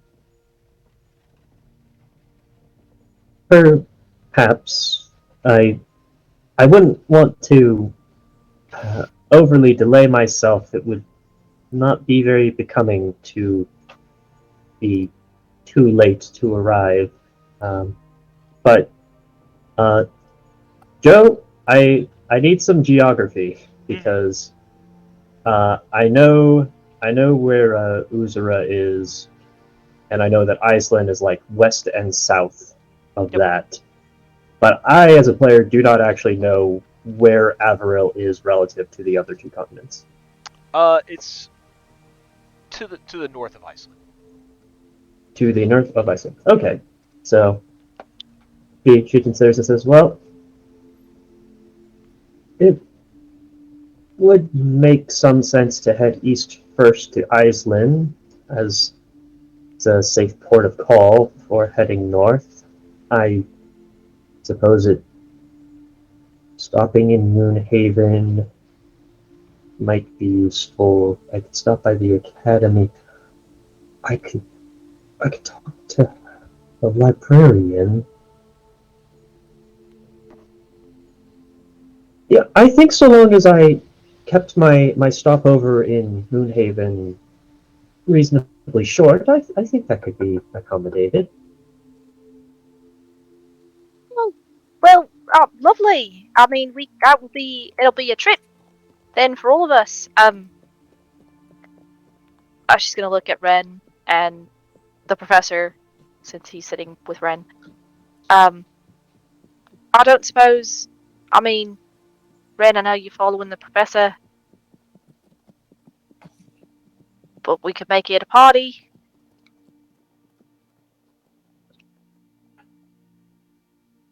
If anyone, I mean, by that I mean if anyone else wants to come onto the trip to Moonhaven.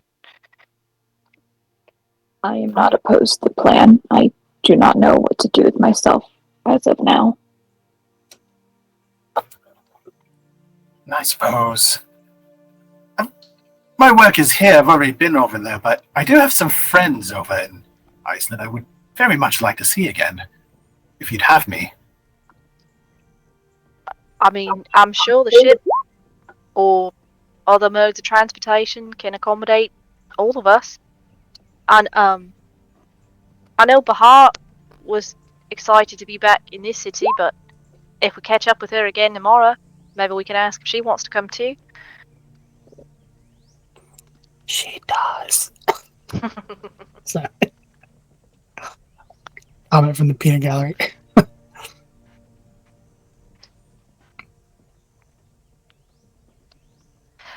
Well, great. I mean, that's I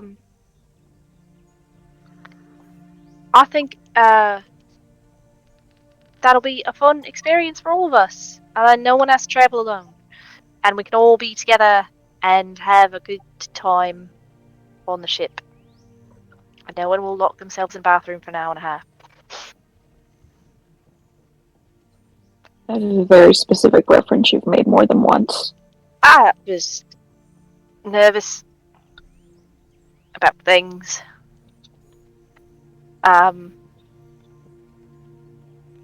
Yeah, but that's where we're at. What, Nariko, what type of event? Do you know what it is? Is it like is it your company event that's gonna be something? So, as you were talking there, I was typing this out in chat. But you got I saw your first. dots.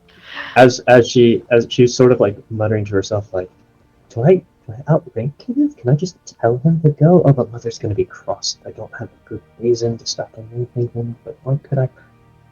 Dress? Yeah, the illusionists. They have that shift weave in the shops. I could use that. But I'm sorry. What was the question? Oh, I was just asking what type of event you were going to in Avril. Oh, well, there's going to be a bead business meeting between me and a merchant house there, the Goldwater Company. Also a wedding. Oh, you're going to a wedding. Well, that's nice. Yep. I hear weddings are... I don't really hear much about weddings, so I don't really know how nice those are, but they're pretty big to do, right? One would expect so, yes. Well, so your first business contract that you're doing on your own? Yes. Oh, that's exciting for you. Professor, what are you inciting? Is she going to someone else's wedding, or is it her wedding? Just the way that her words and her tone is kind of flexed upwards as she said it. So I'm going to say that damn 20. I will say with a nat 20, with the fact that the professor knows Nariko's personality, slightly better than the other folks here, and also knows probably a lot more about like the various customs of the nobility and that sort of thing. Professor, you are 100% allowed to believe that Nariko is involved as a participant of this wedding. He'll just simply take a sip of his tea and not really disclose any of that.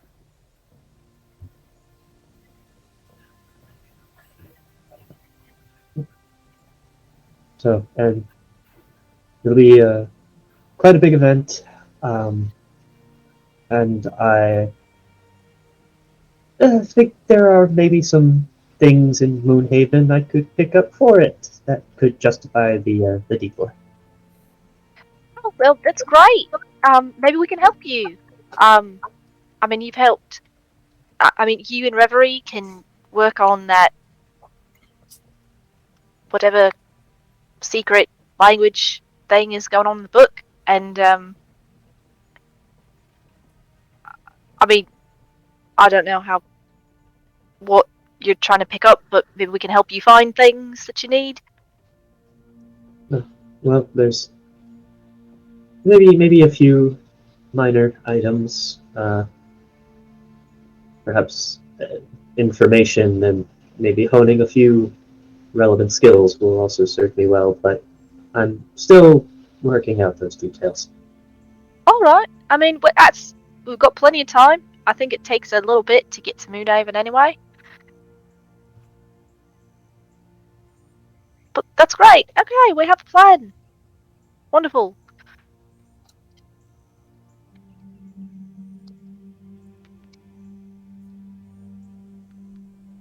Nariko just quietly sips at her tea,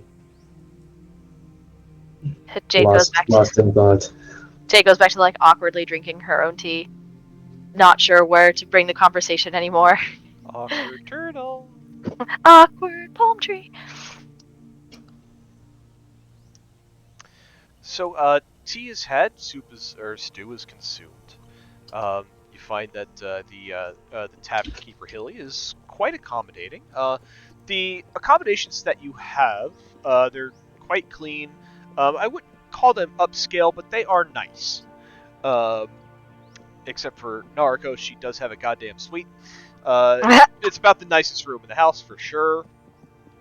Not talking about like draped in gold or anything like that, but nicer sheets, very finely decorated, soft rugs, things like that. Not that any of the rest of your rooms are are like bad quality. They're still good quality stuff. It's kind of like the difference of getting like a really nice room and like a suite with all the extra bells and whistles in it. You know what I mean? That kind of thing. Got it. So you are free to do as you wish for the rest of the evening. Finish your teas, finish your stews, order more from the bar if you want. But otherwise, like I said, your rooms are ready for whenever you're ready to use them.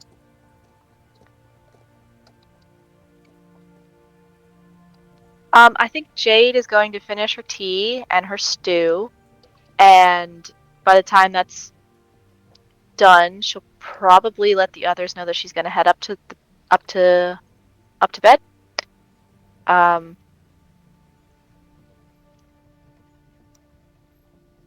she'll make her good nights and head on up to her room to get tucked in for the evening.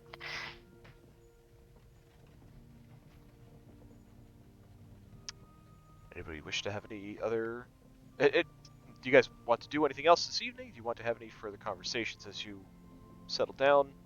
I don't mean to push you along, but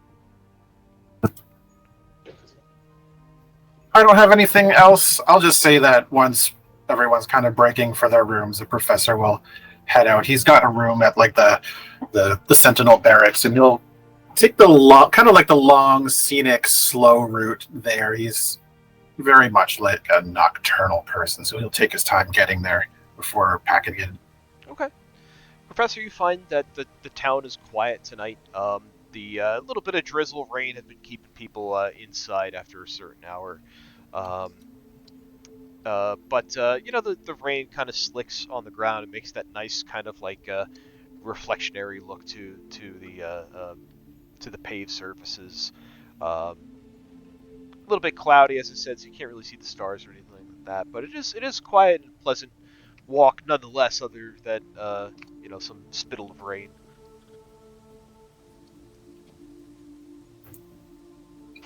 All right. I think before going to bed, Yuki will talk to the bartender or the innkeeper and talk about any um, local plants, anything around here that they kind of use in their foods or herbs or anything specifically local to the region. Hilly will tell you about that she has heard of a flower that comes from the mountains to the north. She has not gotten them herself, but she knows a place in town that does. Hey! There are also some desert flowers that are kind of out west, heading towards Thumdural. There are some flowers on like cactuses that bloom that she crushes and makes and kind of blends it with just some local produce. Berries seem to be very popular in this town, so a lot of it is mixed with berries and honey. Okay. She's gonna thank her for the information and head up. Before she goes to sleep, she's going to kind of take out a little journal that she has in her bag, and she's gonna write everything down. Everything about the mountain flower, the berries, everything. She's gonna write it all down, and she's gonna make notes on her little sample of the mountain flower tea that she has stashed away. She's making little notes on it. All right. Freaking adorable. Anybody else? Ren is going to try to figure out how to sleep in this strange bed that they offered him. That'll keep him busy for a little while. That's all I got. Well, All right. there's only 4 silver to go. Sleep in the stables. That sounds That racist. is- That's not more horse racism. It's gonna be more comfortable for Ren.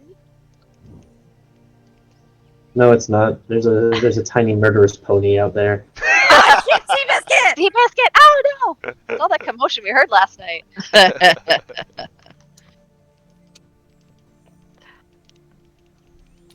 I would like to see if it is possible to have a message sent to the Siren song, specifically Bahar, and just let her know that we're at the Blue Elephant if she wishes to reconvene. All right. I waking up out of the tangle of limbs, I extract myself and leave an extra gold on the nightstand for both of them, and then quickly dress and head my way back to the Blue Elephant. Okay, so you're gonna wait for the morning. Oh wait, we're I'm sorry, Everyone's still kind of like getting to bed at this point. she's sleeping at the Siren song. Yeah. If I get that message, I will reconvene with them in the morning. No Just to problem. be clear. Yeah, no problem for the Siren to get a runner over to the Siren song. It's not that far of a walk. They're definitely able to get that note passed along for sure. Sure. So in the morning, I will go find them at the Blue Elephant. All right. I don't plan on rejoining them tonight. Okay, no problem. Anybody else doing anything for the evening? Jade is going to do one last thing for the evening. Reverie, do you mind if I have the room to myself for a couple minutes? Sure, that's fine. Everything okay? Yeah, I just, need a couple minutes. Okay.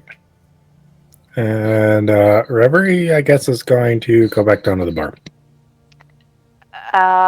Jade is gonna shut the door, and she's gonna take out her charcoal, and chalk, and she's going to, move. Are there rugs in this room too? Yeah, smaller, not as nice as what's in Nariko's room, but there's one here that you can kind of walk on, so that way your feet don't get cold when you're walking on the floor. Because it's Okay. kind of like wooden slats for the floor. But it's a small rug. Can I move it? Yeah. Okay, I'm gonna move it to the side and just like open up the space in the middle of the room, Mhm. and I'm gonna draw out a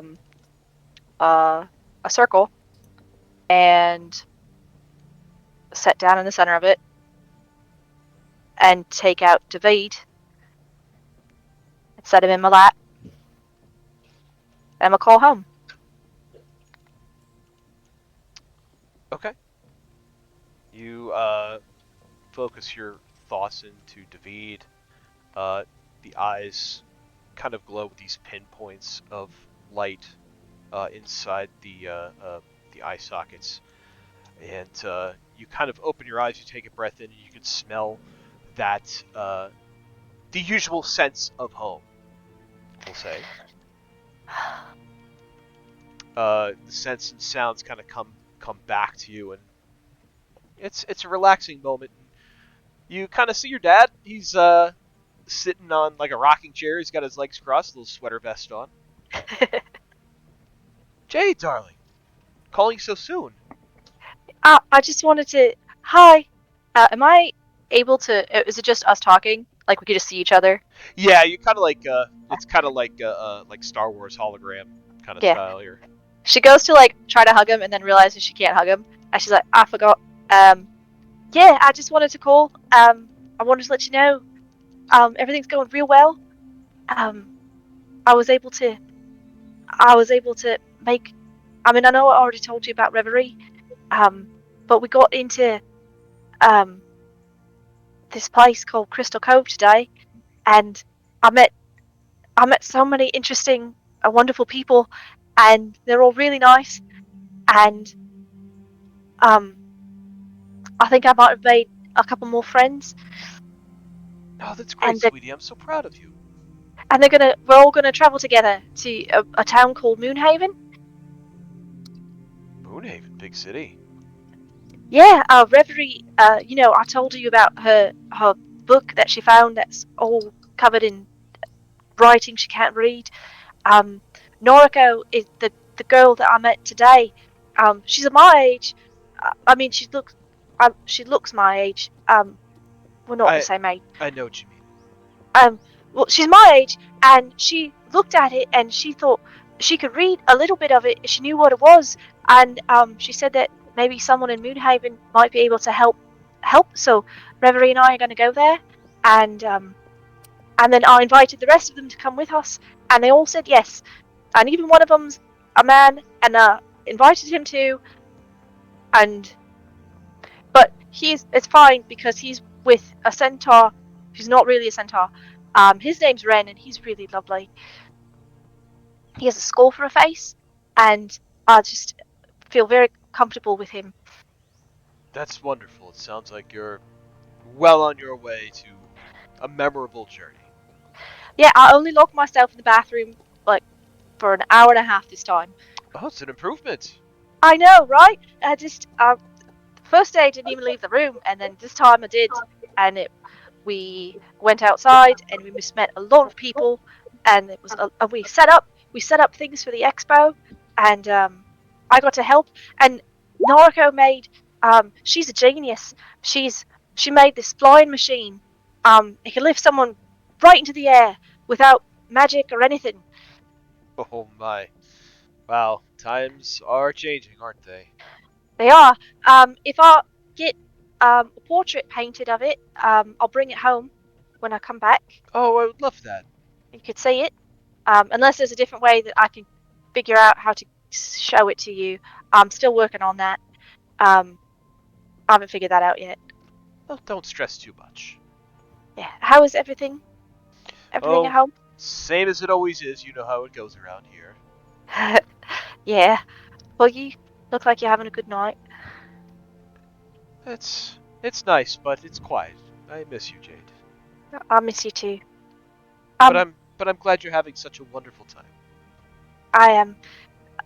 It's been terrifying a lot of the time, but also really, really good. and very exciting at the same time.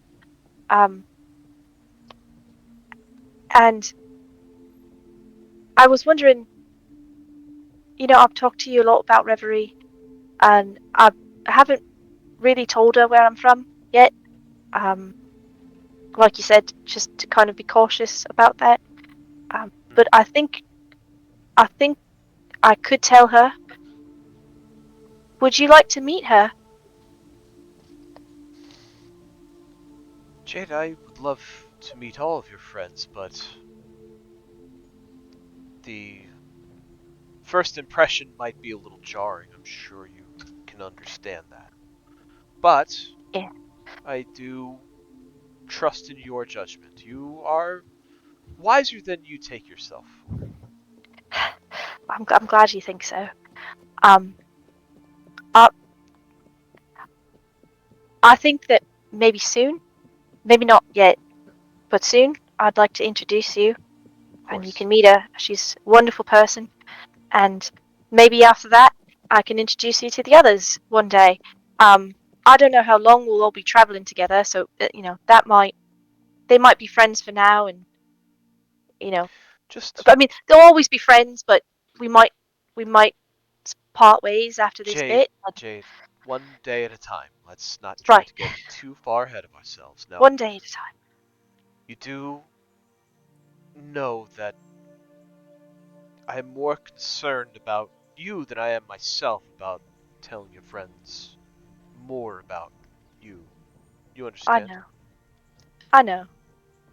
I That's the don't only want. reason why I want you to be careful. I don't.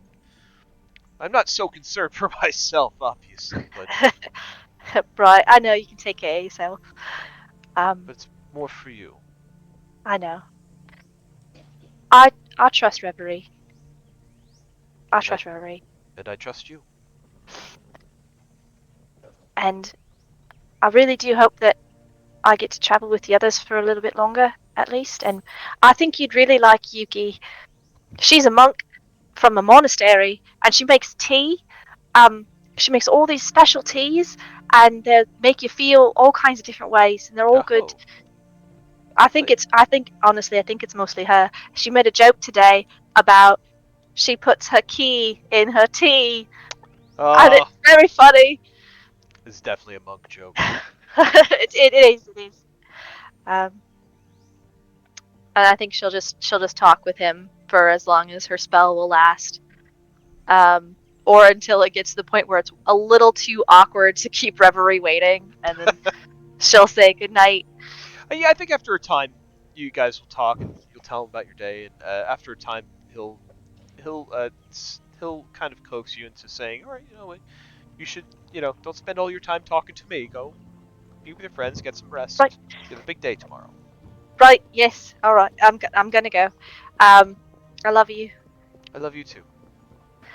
I'll talk to you in a couple days. I look forward to hearing back from you. Okay. Good night. Good night. And I'll let the spell fade and put David back in. Actually, I won't put him away because I'll set him on the table and I'll clean up the spell form I made and set the rug back to rights and go get Reverie. All right. Reverie, sorry that took a while. Reverie went down to the bar. Yeah, she's gonna go get you. Oh, okay. She's gonna go down to the bar and get you. If you wanted to come up, we can. I'm sorry, I didn't mean to kick you out of the room. They have cheesecake. What is cheesecake? Take a bite. And she holds out her plate. And Okay. That is a texture that you is don't different. like it? I think I just need more of it. Okay. We can get more. We get some. Do you want some to take up to the room? Yeah, that's a great idea. We should get some cheesecake and talk about a day. So how are you feeling about everything? Pretty good. How are you? better than I expected to be, honestly. Aside from the one moment that turned into a journey to this place, I had a pretty good day. You handled it pretty well. I'm glad you thought so. I didn't freeze this time. He was shirtless. Yeah, not many people walk around without shirts. Yeah. So, like, maybe it's okay there, but nobody else is doing it, so... I guess because it's a brothel. That's what the professor said. It's a brothel. They just walk around with their shirts on. I didn't know okay. it was. I didn't know it was a brothel. I guess that's what they do there. But aside from that, it was nice. It seemed like a lovely place. Otherwise, Yeah, it was very nice in there. Just... Yeah. yeah. You don't mind that I invited the rest of the group to come with us, do you? Oh, no, I don't mind at all. Oh, good. I didn't think you would mind. You seem to like a lot of people, but They're pretty cool. I like them. Did you see Ren's tongue? I did see Ren's tongue. I was really surprised that he had a tongue. I don't know why I thought he wouldn't have a tongue, but Well, it's surprising that he does have a tongue. David doesn't have a tongue. No, David does not have a tongue. But I guess that's just because David is just a skull. True. A Ren is the whole person. Yep. So, do you think that we're going to have... what do you think we're going to have to do tomorrow at the expo? I don't know. Nariko has, like, some sort of presentation, I think. She's got a lot on her plate. I feel bad. You know, I mean, at least when I came here, I mean, I was on my own, but my grandmama was with me for a bit. And she had to leave, but, you know, I had her for the first bit of this, and Nariko seems to just be by herself. Well, maybe this is her part of the journey where she's off by herself. Although she does have that Kenneth guy. He's very intense. And he seems really focused. I don't know. Yeah, some people are like that. Yeah. I mean, Nariko seems focused, but in a better way. You think so? I thought she got very distracted several times today. Yeah, I mean, yeah.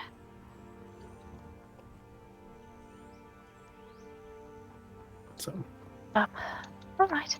Let's just take these up to the room and have a snack before bed. Yeah. Good. I will not watch you while you sleep. Oh, I don't care. I'm used to it already. Okay. Good. Besides, I don't think David sleeps anyway. No, he doesn't.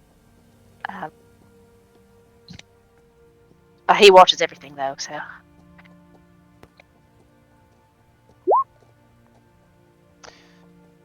So the two of you head up to the room with cheesecake and more conversation and more awkward staring from David. It's never awkward from David. He's very gentlemanly in his staring. So the night passes. You guys get your long rest.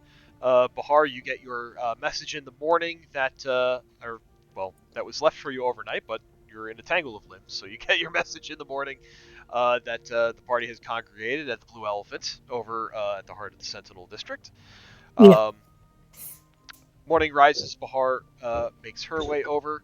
The rest of you start to naturally rouse from sleep. You do know that they are wanting to get things kicked off around noon at the compound. So you do have that timing in place. So I'll leave it up to you as to when you guys decide you want to wake up and if there is anything else you wish to do in the morning. Yuki would like to get up kind of early, let's say like 8ish, because we're not crazy. And she would like to get breakfast and head over to the herbalist. Red would like to tag along. How early is Bahar getting up and making her way over to the Blue Elephant? Probably pretty early. She gets up early to pray, so she probably would have been up early anyway. She might have been a little drunk though, and suddenly realized that she's like, "Oh, I slept through prayer," and she would have then quickly done her prayers and then grabbed Emil and her and her lantern run out of the place to try and catch up with the others. Okay. So you make your way out of the Siren Song. You leave the other two in their sleep, and they wistfully wave to you as you make your exit. Make your way over to the Blue Elephant. Those of you who are early risers would happen to catch Bahar kind of breaking into the main tavern as you all wake up and make your way downstairs. Professor, what about you? How early are you getting up, and are you making your way back to the Blue Elephant? I think he would be up to try and, knowing that Yuki wanted to go to the herbalist, try to be up to catch opening, but he'll head towards the Blue Elephant to hopefully head them off. And if he doesn't run into them kind of out in the streets, he'll kind of go into the Blue Elephant and hang out in the common room. Okay. So I would say as early risers, the four of you would kind of run into each other in the morning as breakfast is being served at the bar. There's coffee and tea brewing this morning. The breakfast consists of a nice hearty plate of some good thick crumbly bread with butter, some eggs, and of course bacon.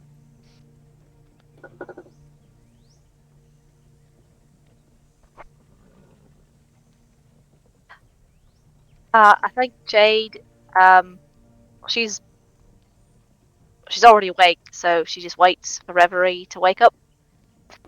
But if it starts getting close to noon, she will gently shake her so that we're not late for the expo. Reverie, it's going on 10:30, and I think breakfast is about to be done, and we have to go to the expo at noon. Okay. I'll be up in a second. Okay, I'll wait. Revere's gonna lay there for 5 seconds and then sit up. Yeah, last time you waited, I fell back asleep, so I guess I should get up. Yeah, I mean, I would have shaken you awake at 11:30. Did you eat? No, I was waiting for you. Oh. Okay, let's go get food. Okay. And Reverie will quickly get up and dress and go downstairs. Nariko, are you on Team Early Riser or late checkout? So, if Nariko was allowed to be, she would absolutely sleep in as late as she could manage. She is not an early morning person. However, she has shit to do today, so she forces herself to get up early. She puts on her nicest dress. She does her hair. She does the makeup. She does everything to be as charming and presentable as possible. And then she goes down. She is going to very quickly wolf down breakfast with some coffee. And then she plans on heading straight over to where her booth is and going to spend the morning making sure everything is set up and ready to go. All right. So I would think that Yuki, Professor, Ren, and Bahar, you all kind of run into each other at the same time early in the morning. Nariko coming down, having breakfast, and then just zipping off. Is there anything you guys wish to discuss amongst each other this morning, or do you guys just want to head right out to the herbalist? And if you do want to go to the herbalist, do you want to play that out, or do you just want to say you go? It is 10:11. I think it would be good if we move things along quickly. Yeah, I don't think we need to least for me, I don't think we need to play it all out completely. I think, Yuki just wants to go and get some herbs and stuff, local and otherwise, stock up because she wants to make some tea for the festival today. So she wants to just make sure she has enough tea leaves and nip and other herbs that she can kind of mix in if she needs them on hand. Okay. So you go out, go to the herbalist, you get the stuff that you need, make your way back. The rest of you heading over to the compound, setting up, uh, putting the finishing touches on the setup um, for the expo. You kind of find Nariko kind of in the lead as because it is her setup. She's telling you where to put stuff, what to set stuff up. Meanwhile, Yuki's kind of like off, a little bit offset, kind of setting up her little tea setup. Yeah, Yuki's tea setup it's not like this big elaborate thing. It's literally her just sitting crisscross applesauce and just like information about the monastery, in case anyone cares, donations for the monastery and the causes they support, and very minimalistic, very simple. Just a pillow for her to sit on, a pillow for the other person, and her tea set in between them. Cool. You got a couple of patrons coming over. They're trying the tea. They're learning the herbs. They're learning about your monastery. Things seem to be going rather well for you, Yuki. Yay! Spreading the knowledge as you do. Key in the tea. Bahar would try to be like hanging around helping Yuki, like just with whatever she needs. Like just staying back, but like just like, yeah. Oh, hand her this thing. Yeah. Here. Yeah. Rad. Cool. The rest of you, as noon begins to approach, what is it that you guys are, or I guess more of a question for Nariko, what is it that you are setting up to start your presentation off with? So the Nariko will take someone who can oversee the balloon, because basically people can come up and get a 5-minute trip up in the balloon and then, hoist them up and then lower them down to make sure nobody gets too rowdy, safety-wise. She needs a small brick wall constructed if anyone wants to help out with that. But other than that, it's mostly her, like, in the back, taking various components and quickly assembling them into devices and then saying, okay, I need you to take this over there, place it here, and then, like, here, the Modron should be bringing over, like, a bunch of fabrics. I need you to put it in there and just press start, and it'll be fine. And here, you're going to need this spool of thread. Just put it in the intake, not the outtake. Intake.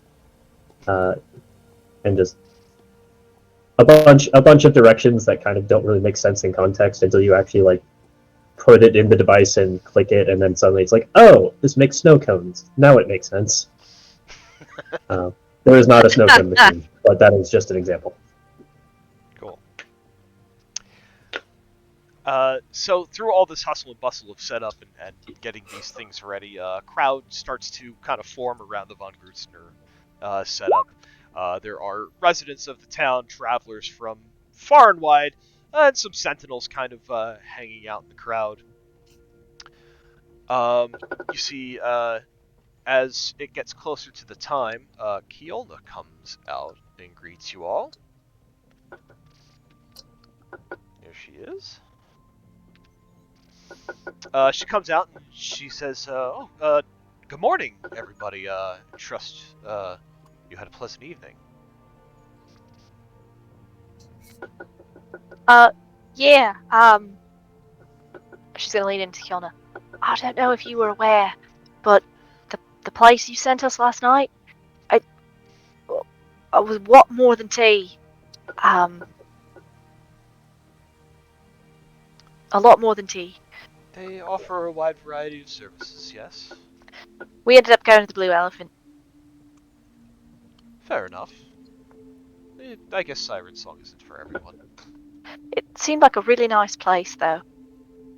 Very comfortable, and the staff was very friendly.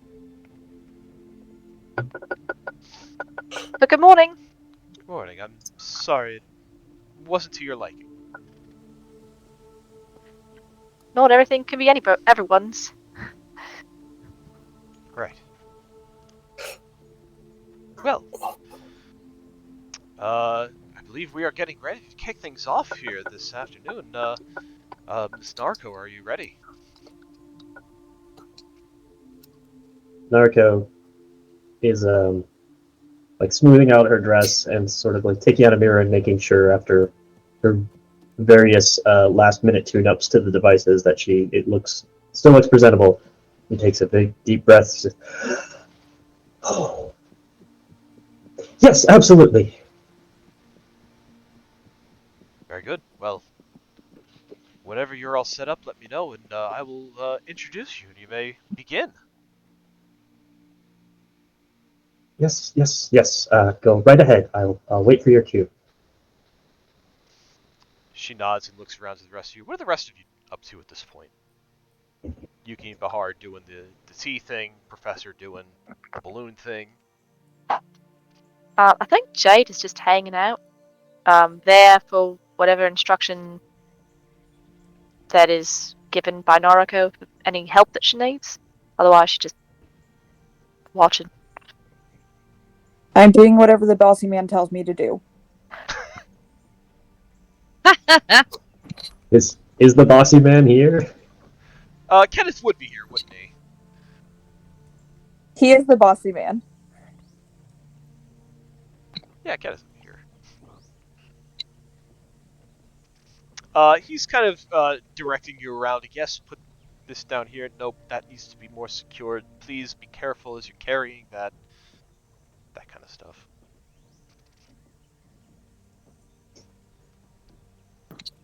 And then you kind of see at one point he kind of goes off with Kjolna, and Nariko, you kind of know his shtick by now that he's hashing out the details of making sure that everything is theatrically in place, making sure that money is properly exchanged for whatever services are being rendered, things of that sort. Mm-hmm.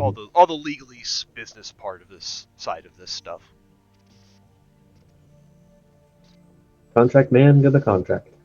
Indeed. After a few moments, Kenneth kind of makes his way into the crowd. He wants to see this presentation in action. Kjolna steps up front and she addresses the crowd. She says, "Good afternoon, everybody. Welcome to the Feast of St. Balinor this year. We have a bit of an exposition for you. We have representatives here from the von Grutzner Trading Company here to show off some of their new inventions, I guess we can call them. Things that we are all sure that will one day make all of our lives just a little bit better and easier." And she smiles and looks at you, Nariko, and she says, "Lady Nariko von Grutzner, please take it away." And you see Kjolna introduces you, and she kind of takes a step back and to like a kind of like a backstage area. You see she goes inside the building. Lets you take over. Nariko steps forward. She does her best to think of this not as a crowd of potential investors, but almost thinks like students, like back at school when you had to give a report on what you learned, and everyone's here to just learn about cool things, and no one is their entire business is not riding on not making a mistake. So Nariko steps forward. She puts on her best smile, and she says, "Ladies and gentlemen of Crystal Cove and from far beyond, guests of all sorts, welcome, one and all, to this small, modest exposition of the von Grutzner Trading Company. Just as you probably saw the balloon as a beacon leading you here to see what we have in store, The Von Grutzner Trading Company endeavors to be a leader and an innovator in all fields, and to spread that innovation far and wide. You may know us for our parcel service, provided mostly by the wonderful Modrons who have flitted about the skies delivering parcels and correspondence from here as far as into Iceland and soon to be beyond. I would like to demonstrate some of the newest inventions that we have that will soon be coming to the market. Here to my left, you can see some of the consumer goods that we are prototyping here for you. The steam-powered washing machine, the Coffee-Matic 500, as well as the Spider Weaver. She points to like a sort of like spider-like automaton that's sort of uses the various spindly limbs to sort of very quickly spin strands of fabric into cloth. And she says, and also we have begun working with our armory to produce new and novel uses for black powder. You may be familiar on your sailing ships with the great cannons that come from our foundries, and at this point she signals for a couple of the hands to start pushing out one of such cannons, a small one, from the ship. And she comes over as it starts being prepared and says, now you may or may not know that cannons such as these operate by utilizing the explosive force of black powder when ignited. We pack it very tight into the barrel and then place the cannonball atop it. When the powder is ignited, that force has to go somewhere, and it propels down the path of least resistance down the barrel, carrying the ball with it and propelling it. And she lights the fuse. Cannon goes off. Cannonball slams into the brick wall that was prepared earlier, making a very appreciable dent. To tremendous effect. What we have been working on is finding ways to miniaturize and better trim down the process. I present to you, and she pulls out a small sort of bullet, our latest innovation where we take that black powder and a very, very small cannonball, if you will, and combine it together into a small pre-created package. This capsule has a little pin at the bottom, which can be struck to ignite the powder within the casing and propel the shot outward. And with it, we have developed a new line of custom-made firearms.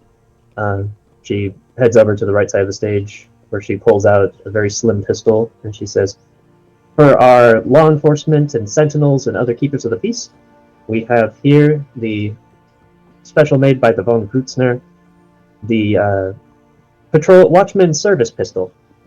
It is light, easy to conceal, and provides 170% stopping power compared to a preloaded hand crossbow, with the added benefit, and she fires it at the target, emitting a very loud bang to help alert your fellow officers and at the start of any disturbance. Coming up from this, we have the a little more elegant design. She pulls out the pistol that she carries on her person. This is the Von Grutzner Parabellum. It's a design that is a little bit more embellished, made to be not just a tool for self-defense for the discerning lady, but also a wonderful fashion statement in its own right. We offer customized engravings for any of those interested, as well as a selection of different colors to best suit your outfit. This one is my personal favorite. And then the last I wish to show you is the Jaeger Sportsman's Rifle, which is made for catching targets at longer distance.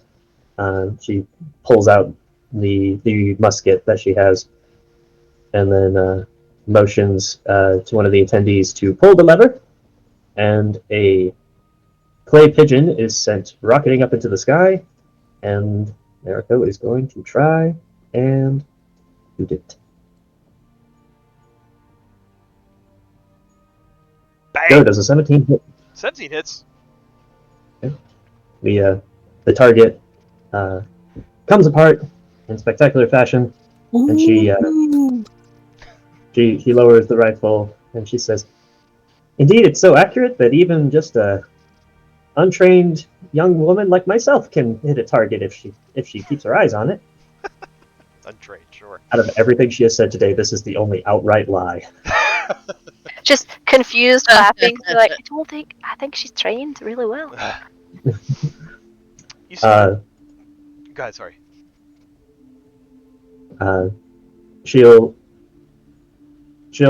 go on talking about sort of these and other new prototypes that are being worked on by the von Grutzner Trading Company, including if later on today, if you head down to the docks, there is a new steam-powered paddle boat that is being prototyped, where a friendly race is being held to see whether the von Grutzner boat and a few other sailing ships, which of them can complete a circuit around the bay in the quickest time. So that's a little something to look forward to. So you're giving this presentation, and people are quite impressed.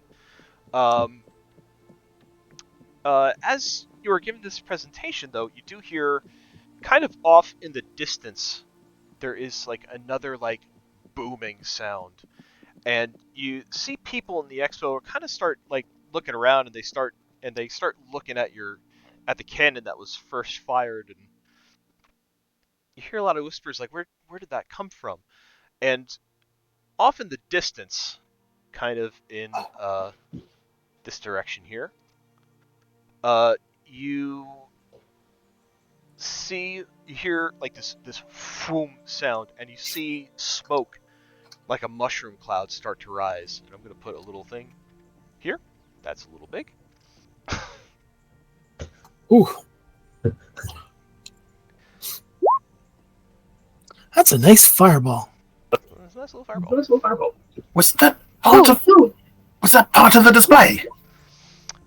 You hear a lot of people kind of whispering like, is that part of the show? Like, and they kind of start questioningly looking around. And Nariko, you hear it too, and you see this plume of smoke start to rise above your vision in the compound.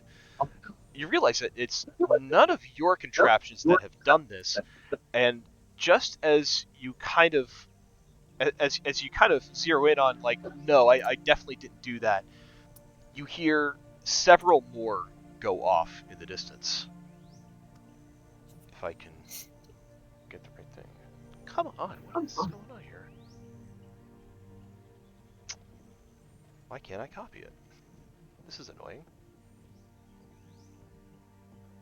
There. Oh, maybe if I was actually hitting the control button, that would help. You hear several more of these explosions going off. You see several more plumes of smoke rise into the air. And you start to hear the panicked shouts of the people coming from outside the town. Shortly after, there is a loud bell dinging, and you realize that it is coming from the bell tower in the church. And you hear stomps of footprints as a rush of sentinels come rushing out of the courtyard and start filtering out into the town. What do you guys do? The professor will start. So go ahead. No, what's happening? Is the town under attack, or is this something? Can we? Is there a chance we can like grab one of the sentinels running by? Is Kiolna still here? You do not see Kiolna. But yes, you can grab one of the sentinels running by. What's going on?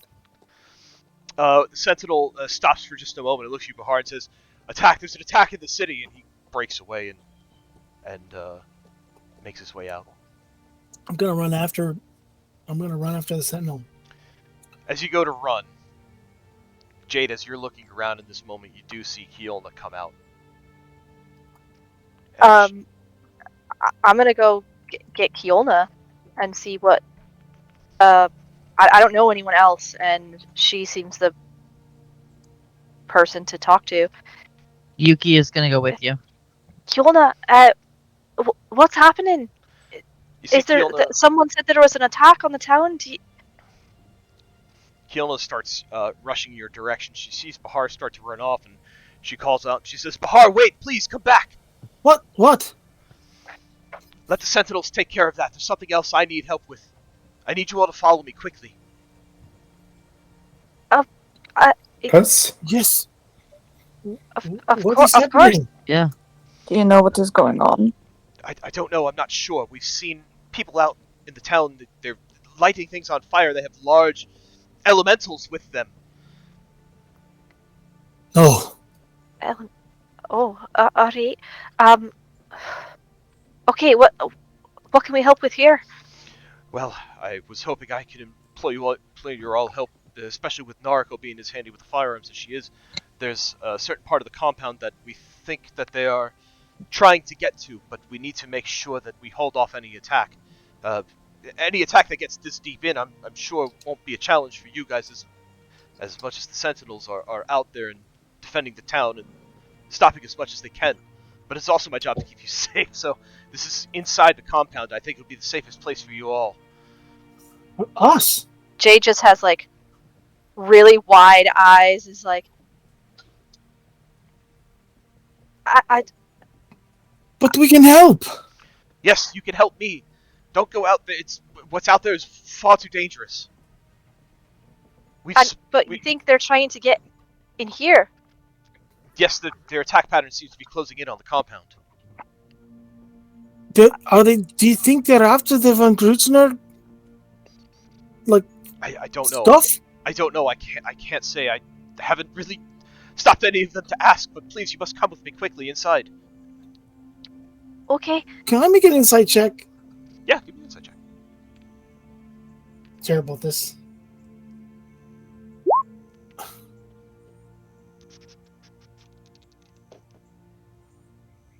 She does seem to desperately need your help.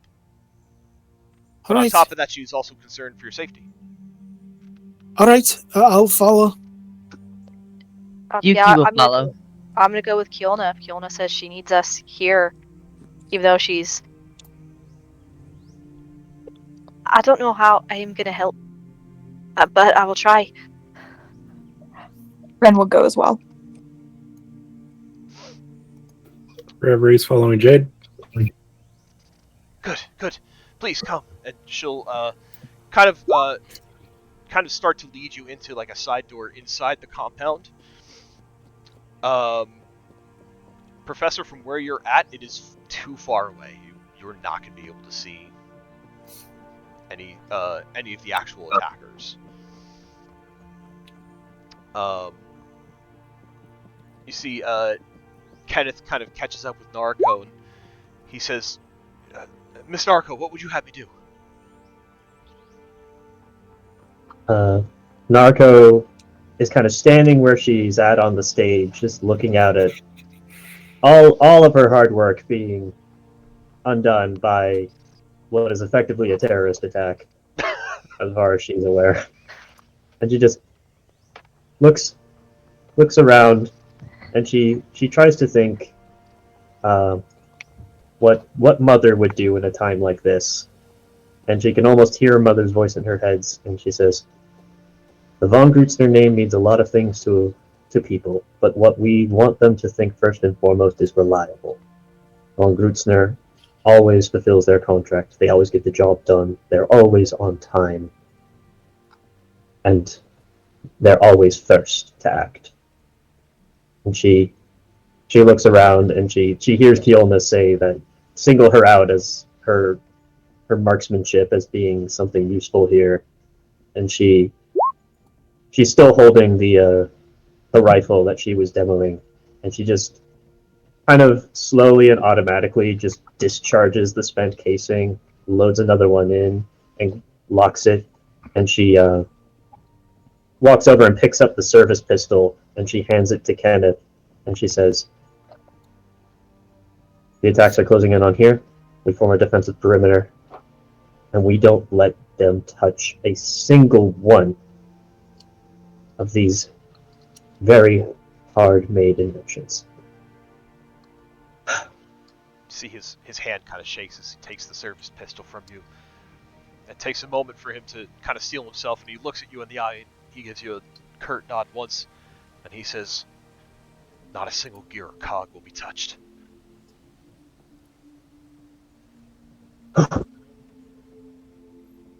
Well then, the demonstration continues, and she, trying to project confidence she doesn't entirely feel right now, runs to join Kiona at the defensive line. Cool. That was pretty badass. Oh yeah, it was. So Kiona leads you inside the compound. She takes you down a series of hallways, and she takes you to like a thick security door that she opens up, and it leads you to a set of stairs that go down. It appears to go down as to some kind of lower level that's lower than the ground level. And she leads you into this hallway.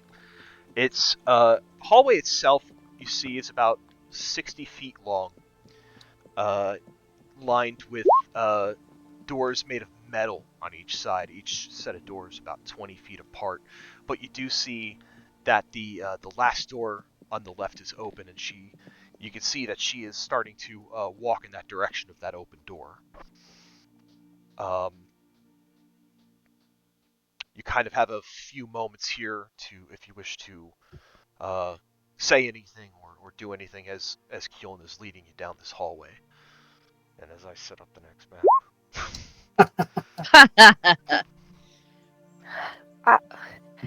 Why do you think they're after this? Why do you think they're coming here? And honestly, what do you think that we can do to stop them if all the sentinels are left? Why us down here? This basement holds some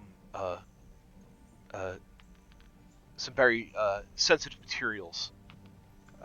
Things that we definitely do not want falling into the wrong hands. It is one of the most guarded areas of the compound, so it would take them a while for them to get here, but the attack pattern suggests that they may be there may be after something inside this vault. I don't know what. What Do you fear is that the this attacks pattern? outside are just a diversion? It's very possible. But why us though?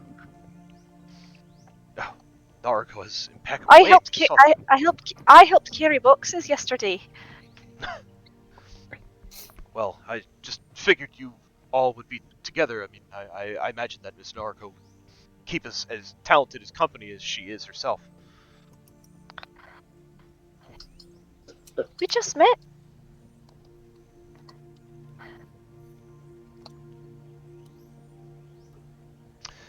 As you move down this hallway, would you please give me a marching order?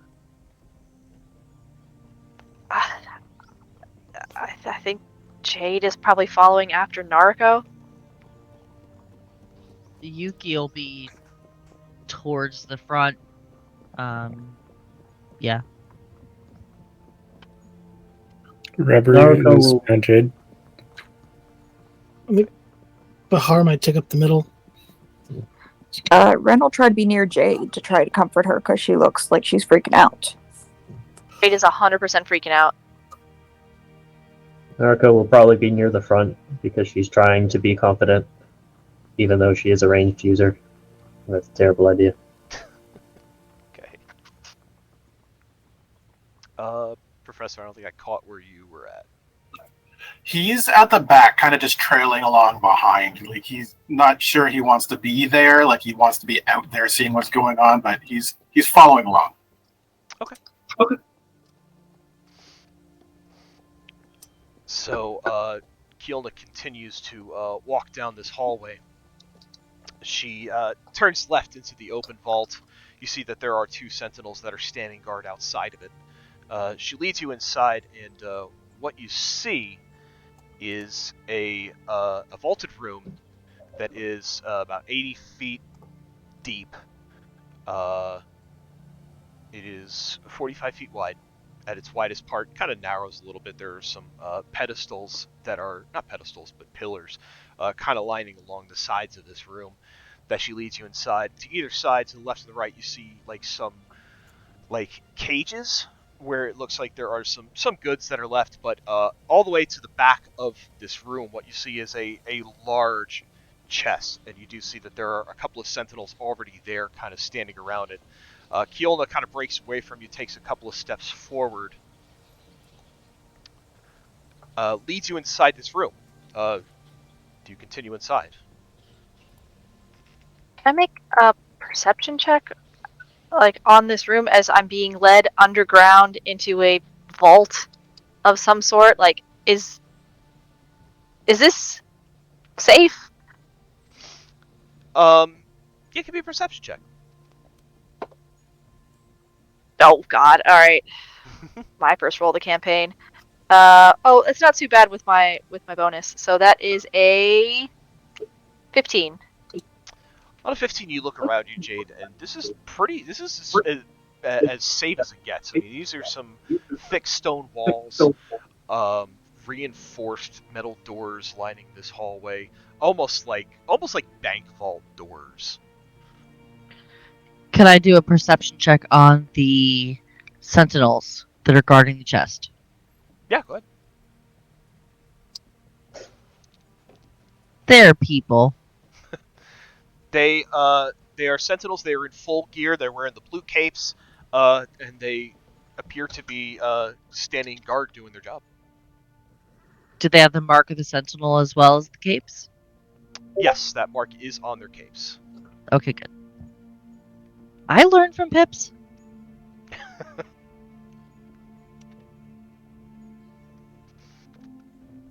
So do you continue inside this room?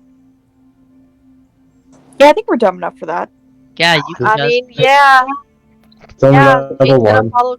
She Fiona. did say that while they're targeting the Gotta compound, the learn the compound hard is way. probably also the safest place. So So this is like we're being led in through like a vault door. Yes. Can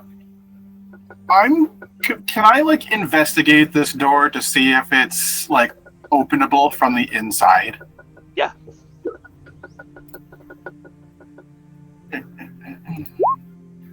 Jesus. Wait, hold on. Not that this matters. I mean, you do see like one of those big, like almost like captain's wheel kind of like turning knob wheel things on the back of this door that would close on the inside. So yes, there is a way. It does appear that there's a way to open the door from the inside. Okay. He kind of pauses before entering in and kind of looks questioningly at Kielna before walking in slowly. So you walk in. You all walk in this room. There's a set of stairs leading you down a couple of feet.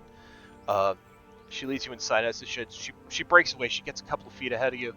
As you make the bottom of the stairs, you hear the metal doors close behind you, and they lock. And the two sentinels that were standing guard outside are now inside. And we are going to go to a new map. New map.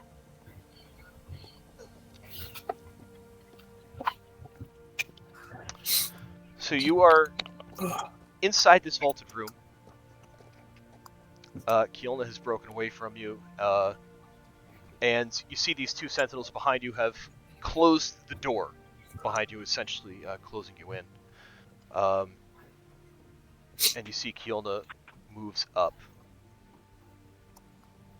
and she talks to the sentinel here that is next to the large chest at the other side of the room. As she does that, I would like everyone to give me a perception check. Ugh. Awful. 10.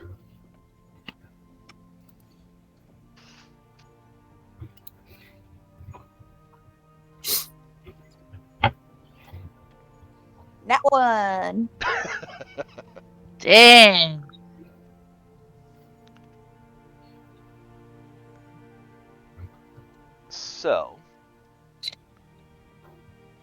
got Yuki with a 20. Ren's got a 1. Professor's got a 15. Jane's got a 10. Professor's got a 16. 9 and 12. So, Yuki, you are going to notice more than anybody else. As you walk into this chamber, you see Kielna approaches the sentinel that's at the back of this chamber, and she holds out her hand.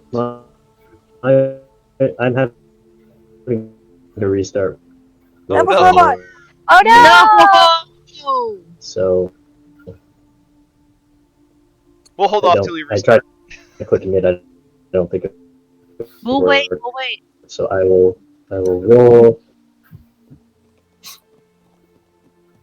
I got a 21. Oh, you got 21. Okay, cool. Nice. So Yuki and Nariko will both see this then.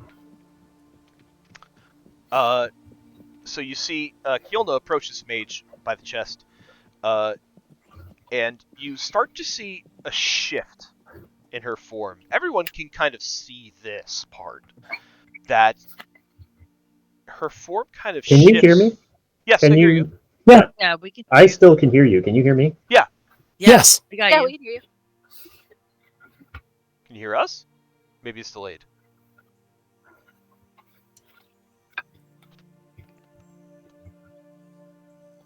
Hold on. Pausing. 2 Nevils. Getting real sick of Neville. shit. Did you join on your phone? You sound a lot better now.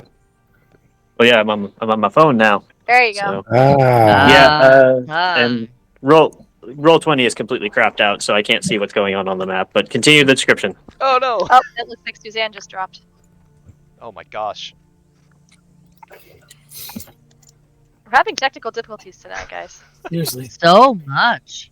Oh, she's back. There we go. We're all good. It's such a fun time. It's okay. Ben's sharing his screen. Right when we get to the climactic part. So, you see Kielna reaches over to this sentinel that's by the chest at the end of this room. Good luck translating this, by the way, Jenna. It'll be fine. She reaches out a hand, and Yuki and Nariko will see more of this than anybody else, but all of you notice that Kielna's form starts to shift from the bulky frame of Leonin to one that is more humanoid as she pulls up her hood and she obscures her features. However, Yuki and Nariko, with your keen eyes, you notice some things. And Professor, with your role, and actually Reverie too, what you notice is that as Kielna goes to pull up her hood, as she changes her form, you can see that she shifts from this Leonin form to humanoid one with a dark gray skin and feminine features, and you see a wisp of white hair peeking out through the hood.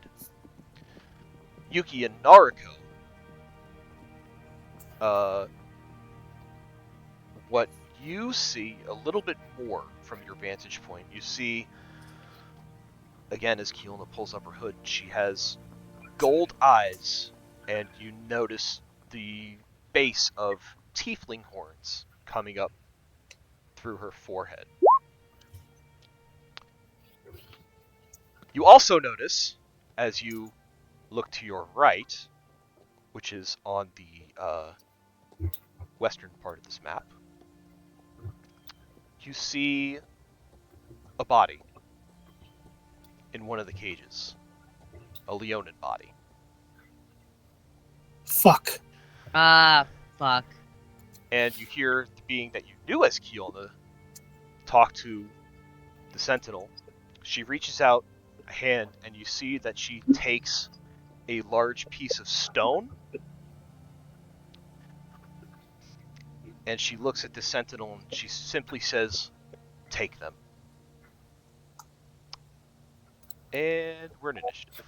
Wait, what the fuck just happened? Joe. Wreckable. Yes. Joe. What? Joe! Joe! What? Joe! God damn it, I have such a good initiative and I'm rolling crap.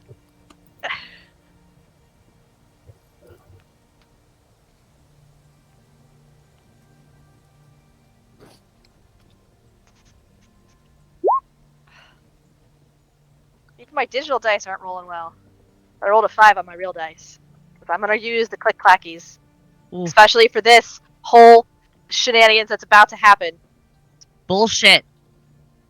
Why us? You complicated your own evil plot, person, whoever you are. All will be revealed in time. Dumb bitch.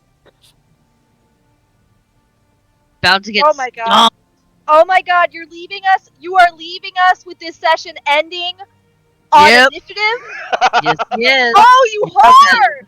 He is. I was talking about tea for a half an hour! Just sent me a message at like 10:06, like, hey, is it cool if we move to the next date? I'm like, awesome, that's no problem. We're just gonna have cheesecake in our room. And you're like, that's cool. And then, like, you didn't plan for this. Like, you weren't planning to leave us on initiative all night, you motherfuckers. I actually didn't. I don't believe you at all. We just made it here.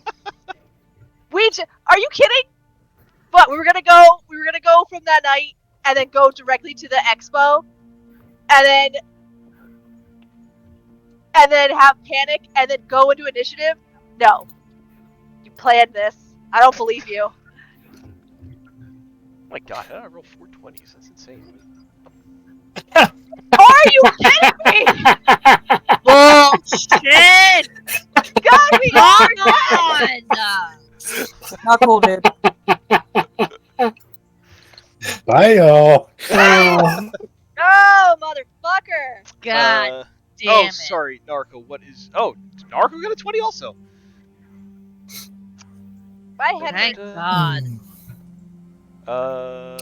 Bet you Naro's got the better decks. Dex score is 14. God, I hope so.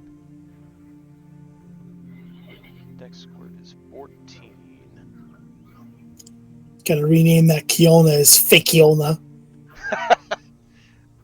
You go here, I think? No, one more. There.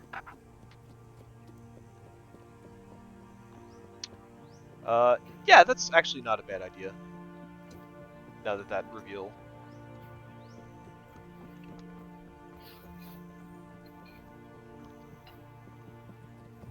There we go.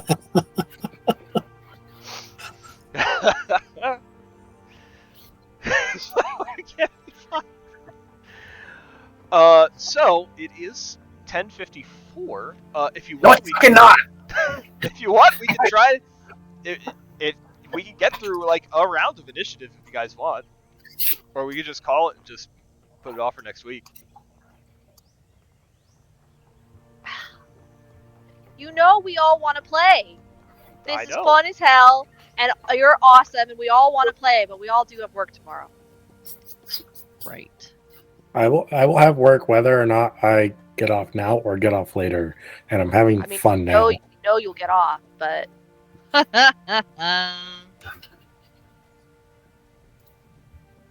give these guys Suzanne and Allison. What do you think, Allison? I'm self-destructive. Let's do one round. Do one round. I'm One voting. round. Let's do one. Just do one. We'll do Do one. one. Do one. Say yes. Say yes. Yes, We just did. Hey, No, it's not. maybe Nariko will kill someone immediately with her gun. That'd be really That nice. is what guns do. That is what accurate. God, I don't have enough prep work in my character for this yet. What am I looking at here? Let's do this. Give me a second. Okay.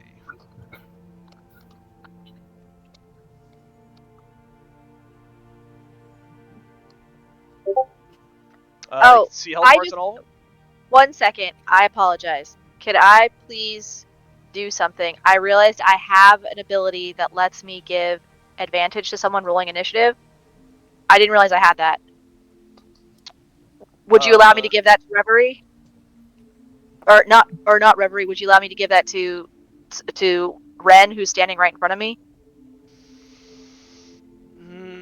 What is this ability? It's a one-time use. It's called Vigilant Blessing. As an action, you give one creature you touch advantage on the next initiative roll the creature makes. I'll allow it as you guys enter initiative. Yeah, I did. I'm sorry, I didn't realize I had that. I was looking at my stuff to get ready for my turn. I'll allow it as you guys enter initiative. I can give it to one person, so I'll give it to Ren. I'm gonna keep the 16 I already rolled. I don't. Damn. Am I Okay. initiative? I'm not in the initiative, my dear. Oh, you're Don't not. know You're why. not initiative. Oh, that's why I gave it to Ren. I thought you were way down there. Sorry. It's a 16, You're good. Red? Yeah, I'm a 16. Dex is 15. Professor, where were you at? What's your dex? My dex Yeah. is 16. Okay, so Professor is before Red. Cool. Make my note for that. Okay. I mean, I'm way down there if you want to give me an advantage. I mean, you're the only one who's below me is you. Yeah, I sorry, Ren was just right in front of me, and I didn't realize she was already down there. Or I thought Yuki, she was way down there.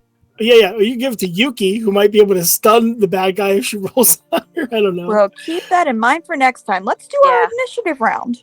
Yeah, let's go through round one. Nobody wants to take their advantage to roll the initiative? Aaron, I already gave it to tried. Ren. I got like a 5. You gave it to Ren and I you already rolled a gave it to 5. Ren. I'm Yeah. sorry. I misunderstood. I apologize. All good. All right. Reverie, you're first up. So they brought us into this chamber. They locked us in. Kiolna transformed into not Kiolna. Yep. If you're doing what I'm doing, I hate you. Still love you though. Kiolna, the real Kiolna is dead. And she turned to her companions and said, "Get them," in a menacing voice. Take them. Take them. Ice knife. Who are you targeting? Kiolna. Do I have names on these guys or no? No, just No. Kiolna. Oh, just Kiolna. Just Kiolna. Okay. Just fake Kiolna. I'll get names up. Faux Kiolna. Off-brand Kiolna. Kiolna White. Bargain bin Kiolna. I'm Sheen assuming Kiolna. an 11 misses. I will check that. Once I get all the names up. There we go. Okay. So 11 will miss. Okay. The mage, fake Kiolna, and acolyte 2 all need to make a DC 15 dex save or take 6 cold damage. Okay. Up.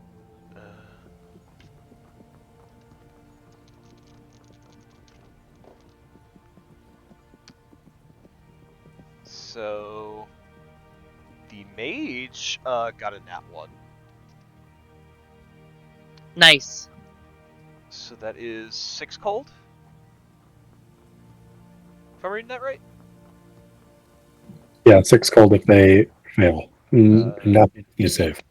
Okay. She's got a nat 1, so that's gonna be 12 points of cold damage. Oof.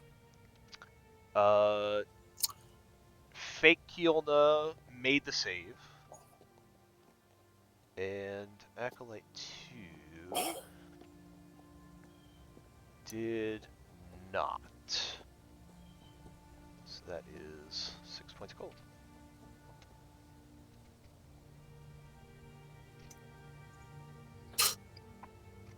Anything else for your Reverie? Bonus action panic. No, that's it. Okay. Kiolna is going to take her action to move here. She kind of turns over her shoulder, and she looks back at you all, and she calls back, "Sorry, there was no other way to do this." And she, as an action, she takes out what appears to be like a bead of glass in one hand as she's holding this large piece of stone with the other. She crushes this bead of glass in her hand. Trying to find a good. You know what? Yeah, that'll work. I'm bring out the good old shatter spell. She creates kind of like this rip in reality that you kind of formulates and becomes this kind of portal. And she steps through it and is gone. That's the wrong. There, gone. But the portal. This bitch. But the portal does remain open for a little while longer. That was her. Nariko, you are up.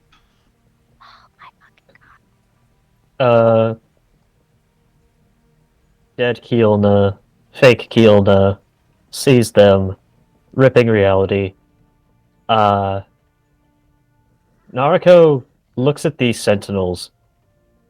Do they look in their right mind? Like, do they have any indication of being influenced, like, by magic or other such things? You can give me like an insight or an arcana check on it. Oh, I'll do the Arcana one. Sure. I'm good at that one.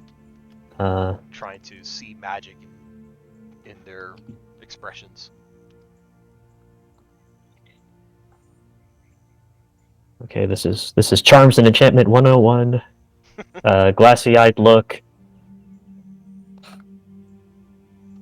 Oh shit! No, no. I got an inspiration last time. I'm using it now.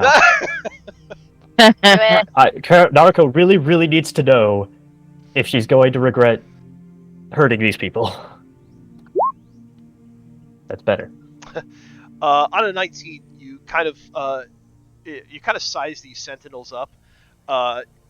They do not appear to be under any enchantment. They do appear to be in their right mind.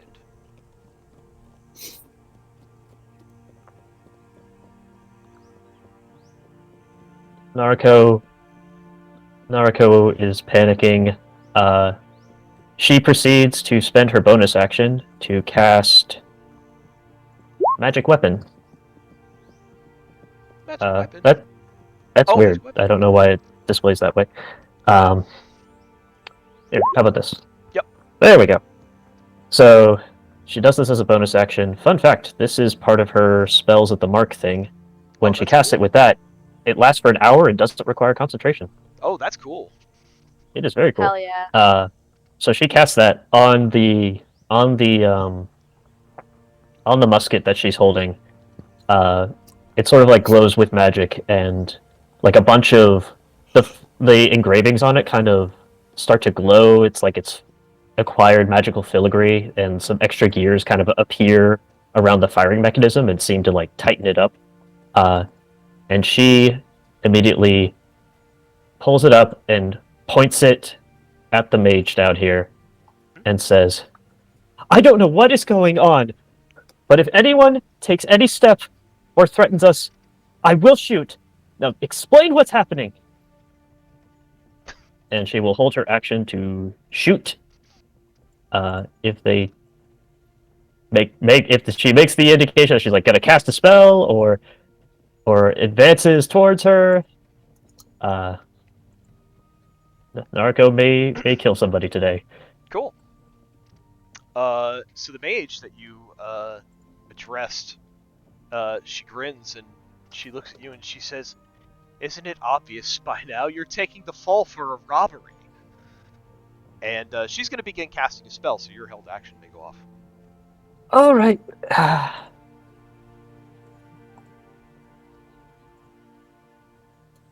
15 hits.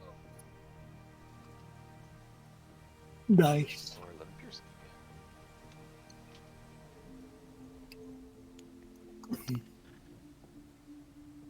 So she begins to cast a spell. You shoot it into her. She takes the bullet and she grunts and she says, I have some of those of my own.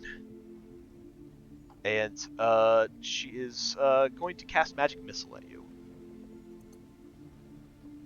Actually, she's going to hit Nariko and Yuki because they're in front, and Reverie because she cast a spell as well. Not nice. And me without the shield spell. Shield! I totally said that at the same time. But that's the thing. The shield specifically exists. It immediately nullifies magic missile. It's such a niche effect that I never got to use. And I had shield in her spell list, and I took it off before we started the game when I redid her stuff. I'm so mad. Nariko, you're going to take 4 points of force damage. No! Yuki and Reverie will each take 2.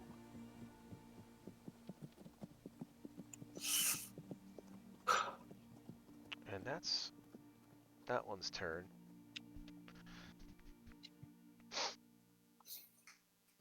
Our dwarf sentinel is going to step up towards Jade. Question. Yes. Is that technically in my attack range with my halberd? How... I know my friends are in front of me, but I have pole arm master, and what's just the attack stepped range in my reach. 10 feet? Yeah, so they would be in your attack range, so it would trigger an attack of opportunity if they moved out of it. No. I have pole arm master, which means they stepped into my range. Which triggers an attack of opportunity for me. Then that's your attack range. Yes, sir. Boop. I don't know if that hits. 14 hits. All right. Deal a good amount of damage as he steps in. You stab him with the polearm. Ow! Stay back! And he looks at you and he says, "Go down!" And he's going to take 2 attacks on Jade.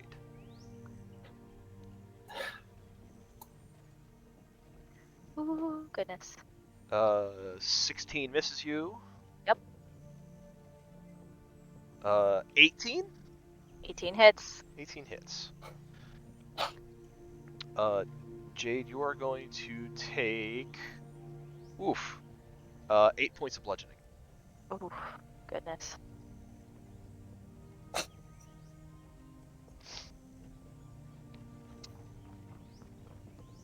This other one's going to step up. Sees that Bahar's got a long-ass halberd and is going to step around and try to take a swing on Bahar. No, I can't do an opportunity. That was one reaction. Damn it. Yep. Fuck. A 15, Bahar? That hits me. My AC should be 14. Okay. It is going to do 5 points of bludgeoning. All right. Ouch. Second attack misses.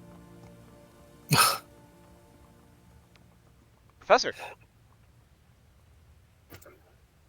He is pissed. He's like, "Wait, stop! What could the Sentinels possibly have that you need this much fanfare to steal?" It is not what the Sentinels have. It is what he wants. Hey. Who's he?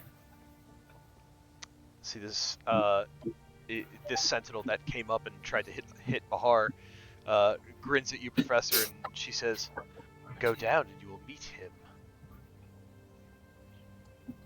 He just kind of snarls and his pupils kind of narrow into these Vulpin slits. And he's like, Didn't anyone ever tell you there's one thing you never put in a trap? If you're smart, if you value your continued existence, if there's any plans of seeing tomorrow, there's one thing you never put in a trap.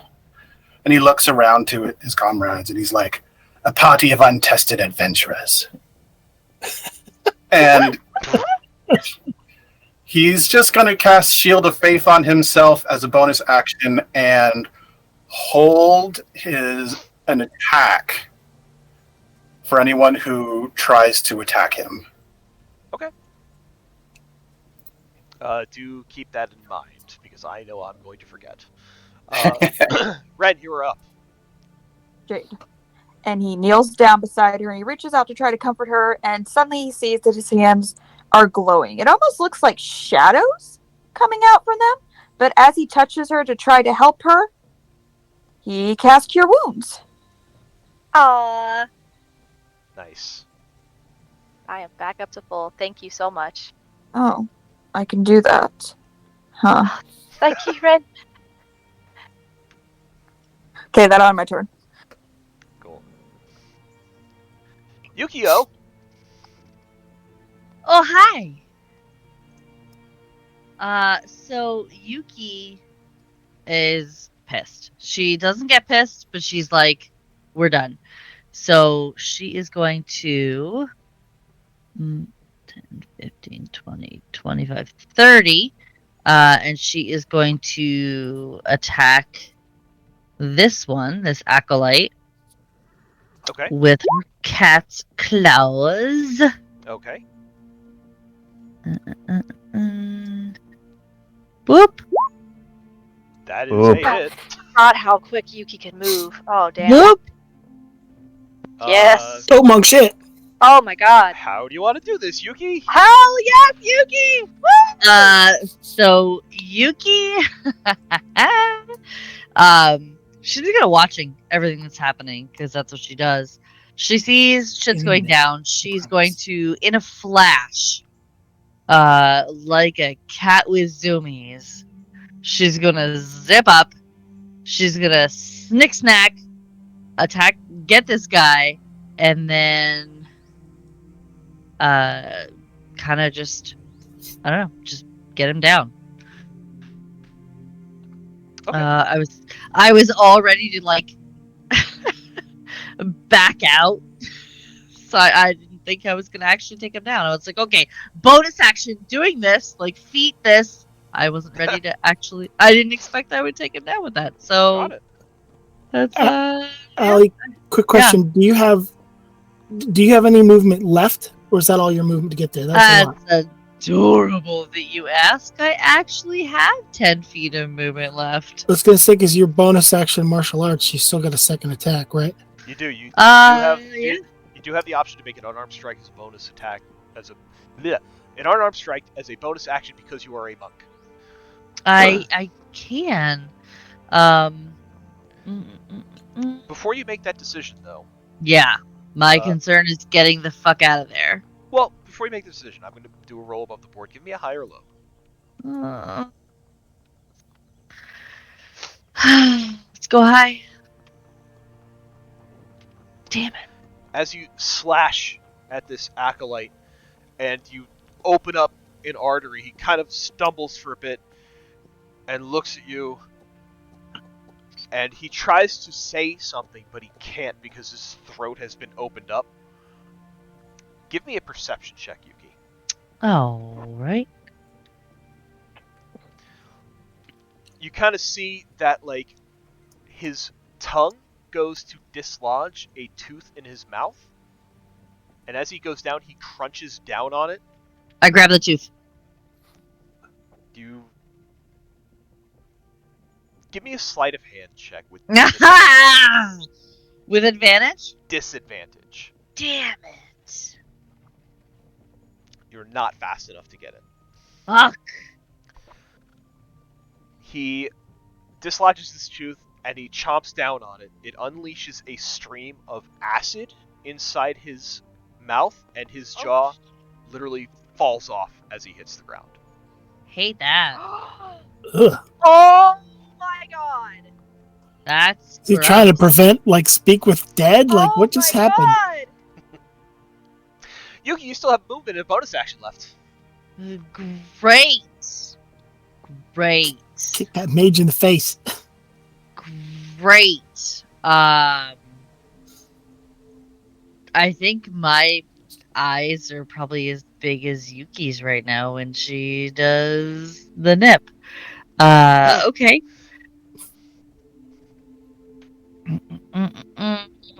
So yeah, let's do it.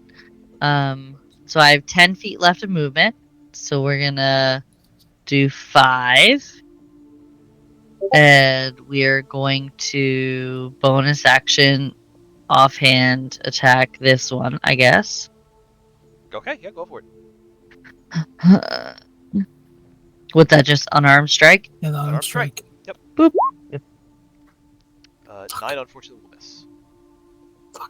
Then can I, since I only used 5, can I back out without provoking Oh, an you have the opportunity mobile attack feat. because of mobile? You have the mobile feat, so yeah. Okay. And she's gonna bajoop. Not super helpful, but at least she's not in the mix right now. Alright. That's it. Bahar. After seeing Yuki attack the other guy and everyone cheering as he got his throat ripped out, Bahar is going to risk turning her attention away from the woman in front of her, and I'm going to cast Eldritch Blast on the mage.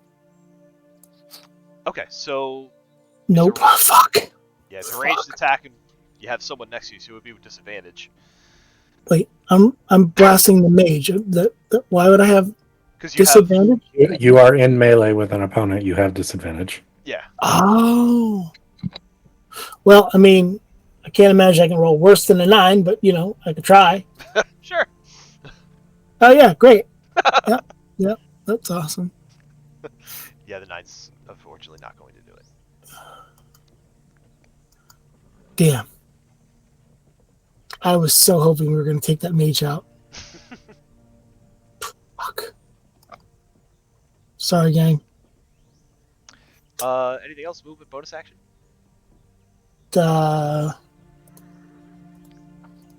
Bonus.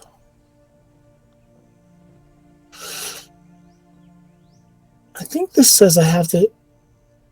Yeah, I can't do the one bonus action I can do. I can't do because I didn't attack her. If I'd attacked with my pole arm, I could have made a second bonus attack against her with the butt of the spear. But you gotta attack first. Gotcha. All right. Fuck. That would bring us to Jade. Jade is full on panicking at this point in time. She's been led underground. She's been locked in her room with bad people. This is bringing up too many memories that are way too similar, though different from this experience. And she gets hit by this guy, thrown into Ren, which is a different experience because Ren helps her, and she feels that wound close up before it could even bleed. And she holds out a hand and grabs onto Ren, and she just, with her other hand, reaches out and hits the dwarf. This is a dwarf in front of her, right? Yep. With eyes wide and silver, and she just says, "You should remember." And she's going to cast Inflict Wounds on him. Nice. And he needs to make a... Inflict Wounds is an attack roll. It's an attack roll. So that is a +7 to my... That's an 18 to hit. That hits. Great. And as she does this, necrotic energy starts flickering over his skin as every injury his body has ever sustained flashes briefly for a moment back into reality. And he takes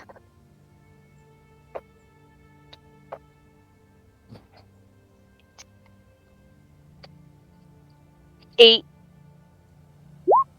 Oh wait, I'm sorry. This is 3d10. I'm rolling the wrong dice. Sorry, give me 1 second. I was rolling a d6. It's should be 10.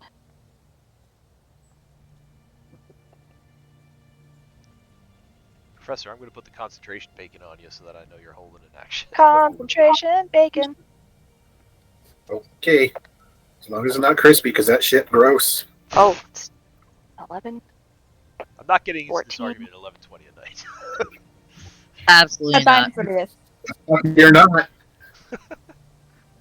He will take 14 points of necrotic damage. Woo! That'll do.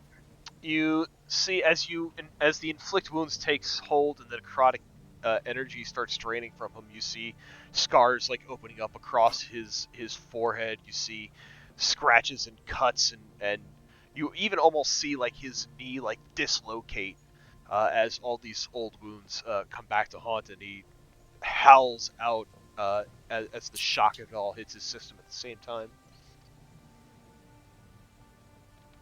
And that's my, and then yeah, that is my turn. Cool. This guy did. Those are bonus actions. So we are back to the top of the round. Would you guys like to stop here for the evening? What do you think? I have to go to sleepies. I'm so I gotta go be an sorry. adult. I am the worst. I'm so sorry. That's okay. You're not the That's one. okay. Sit out too. I crave violence. I love it. I'm the worst. I crave violence too, but I have to do therapy. Fucking in the morning. Man, you have to be a responsible adult. I gotta manage teenagers. I also crave violence. We all crave the violence. I crave the ultra violence. Ultra violence. Ultra violence. All right, I actually have to peace out because the animals are getting restless. You guys have a good night. I'd like to put in a vote for Mars for RP and also Nariko for RP stuff. Have a good night. Night. Good night. Night. All right, I'm gonna let you guys figure out RP and whatever. I'm just gonna go to bed. Good night, guys. I love you so much. Have a good night. Bye. Bye. Night. Joe, come up with a cool sign off for the Shit. recording. I didn't think of one. Well, bye.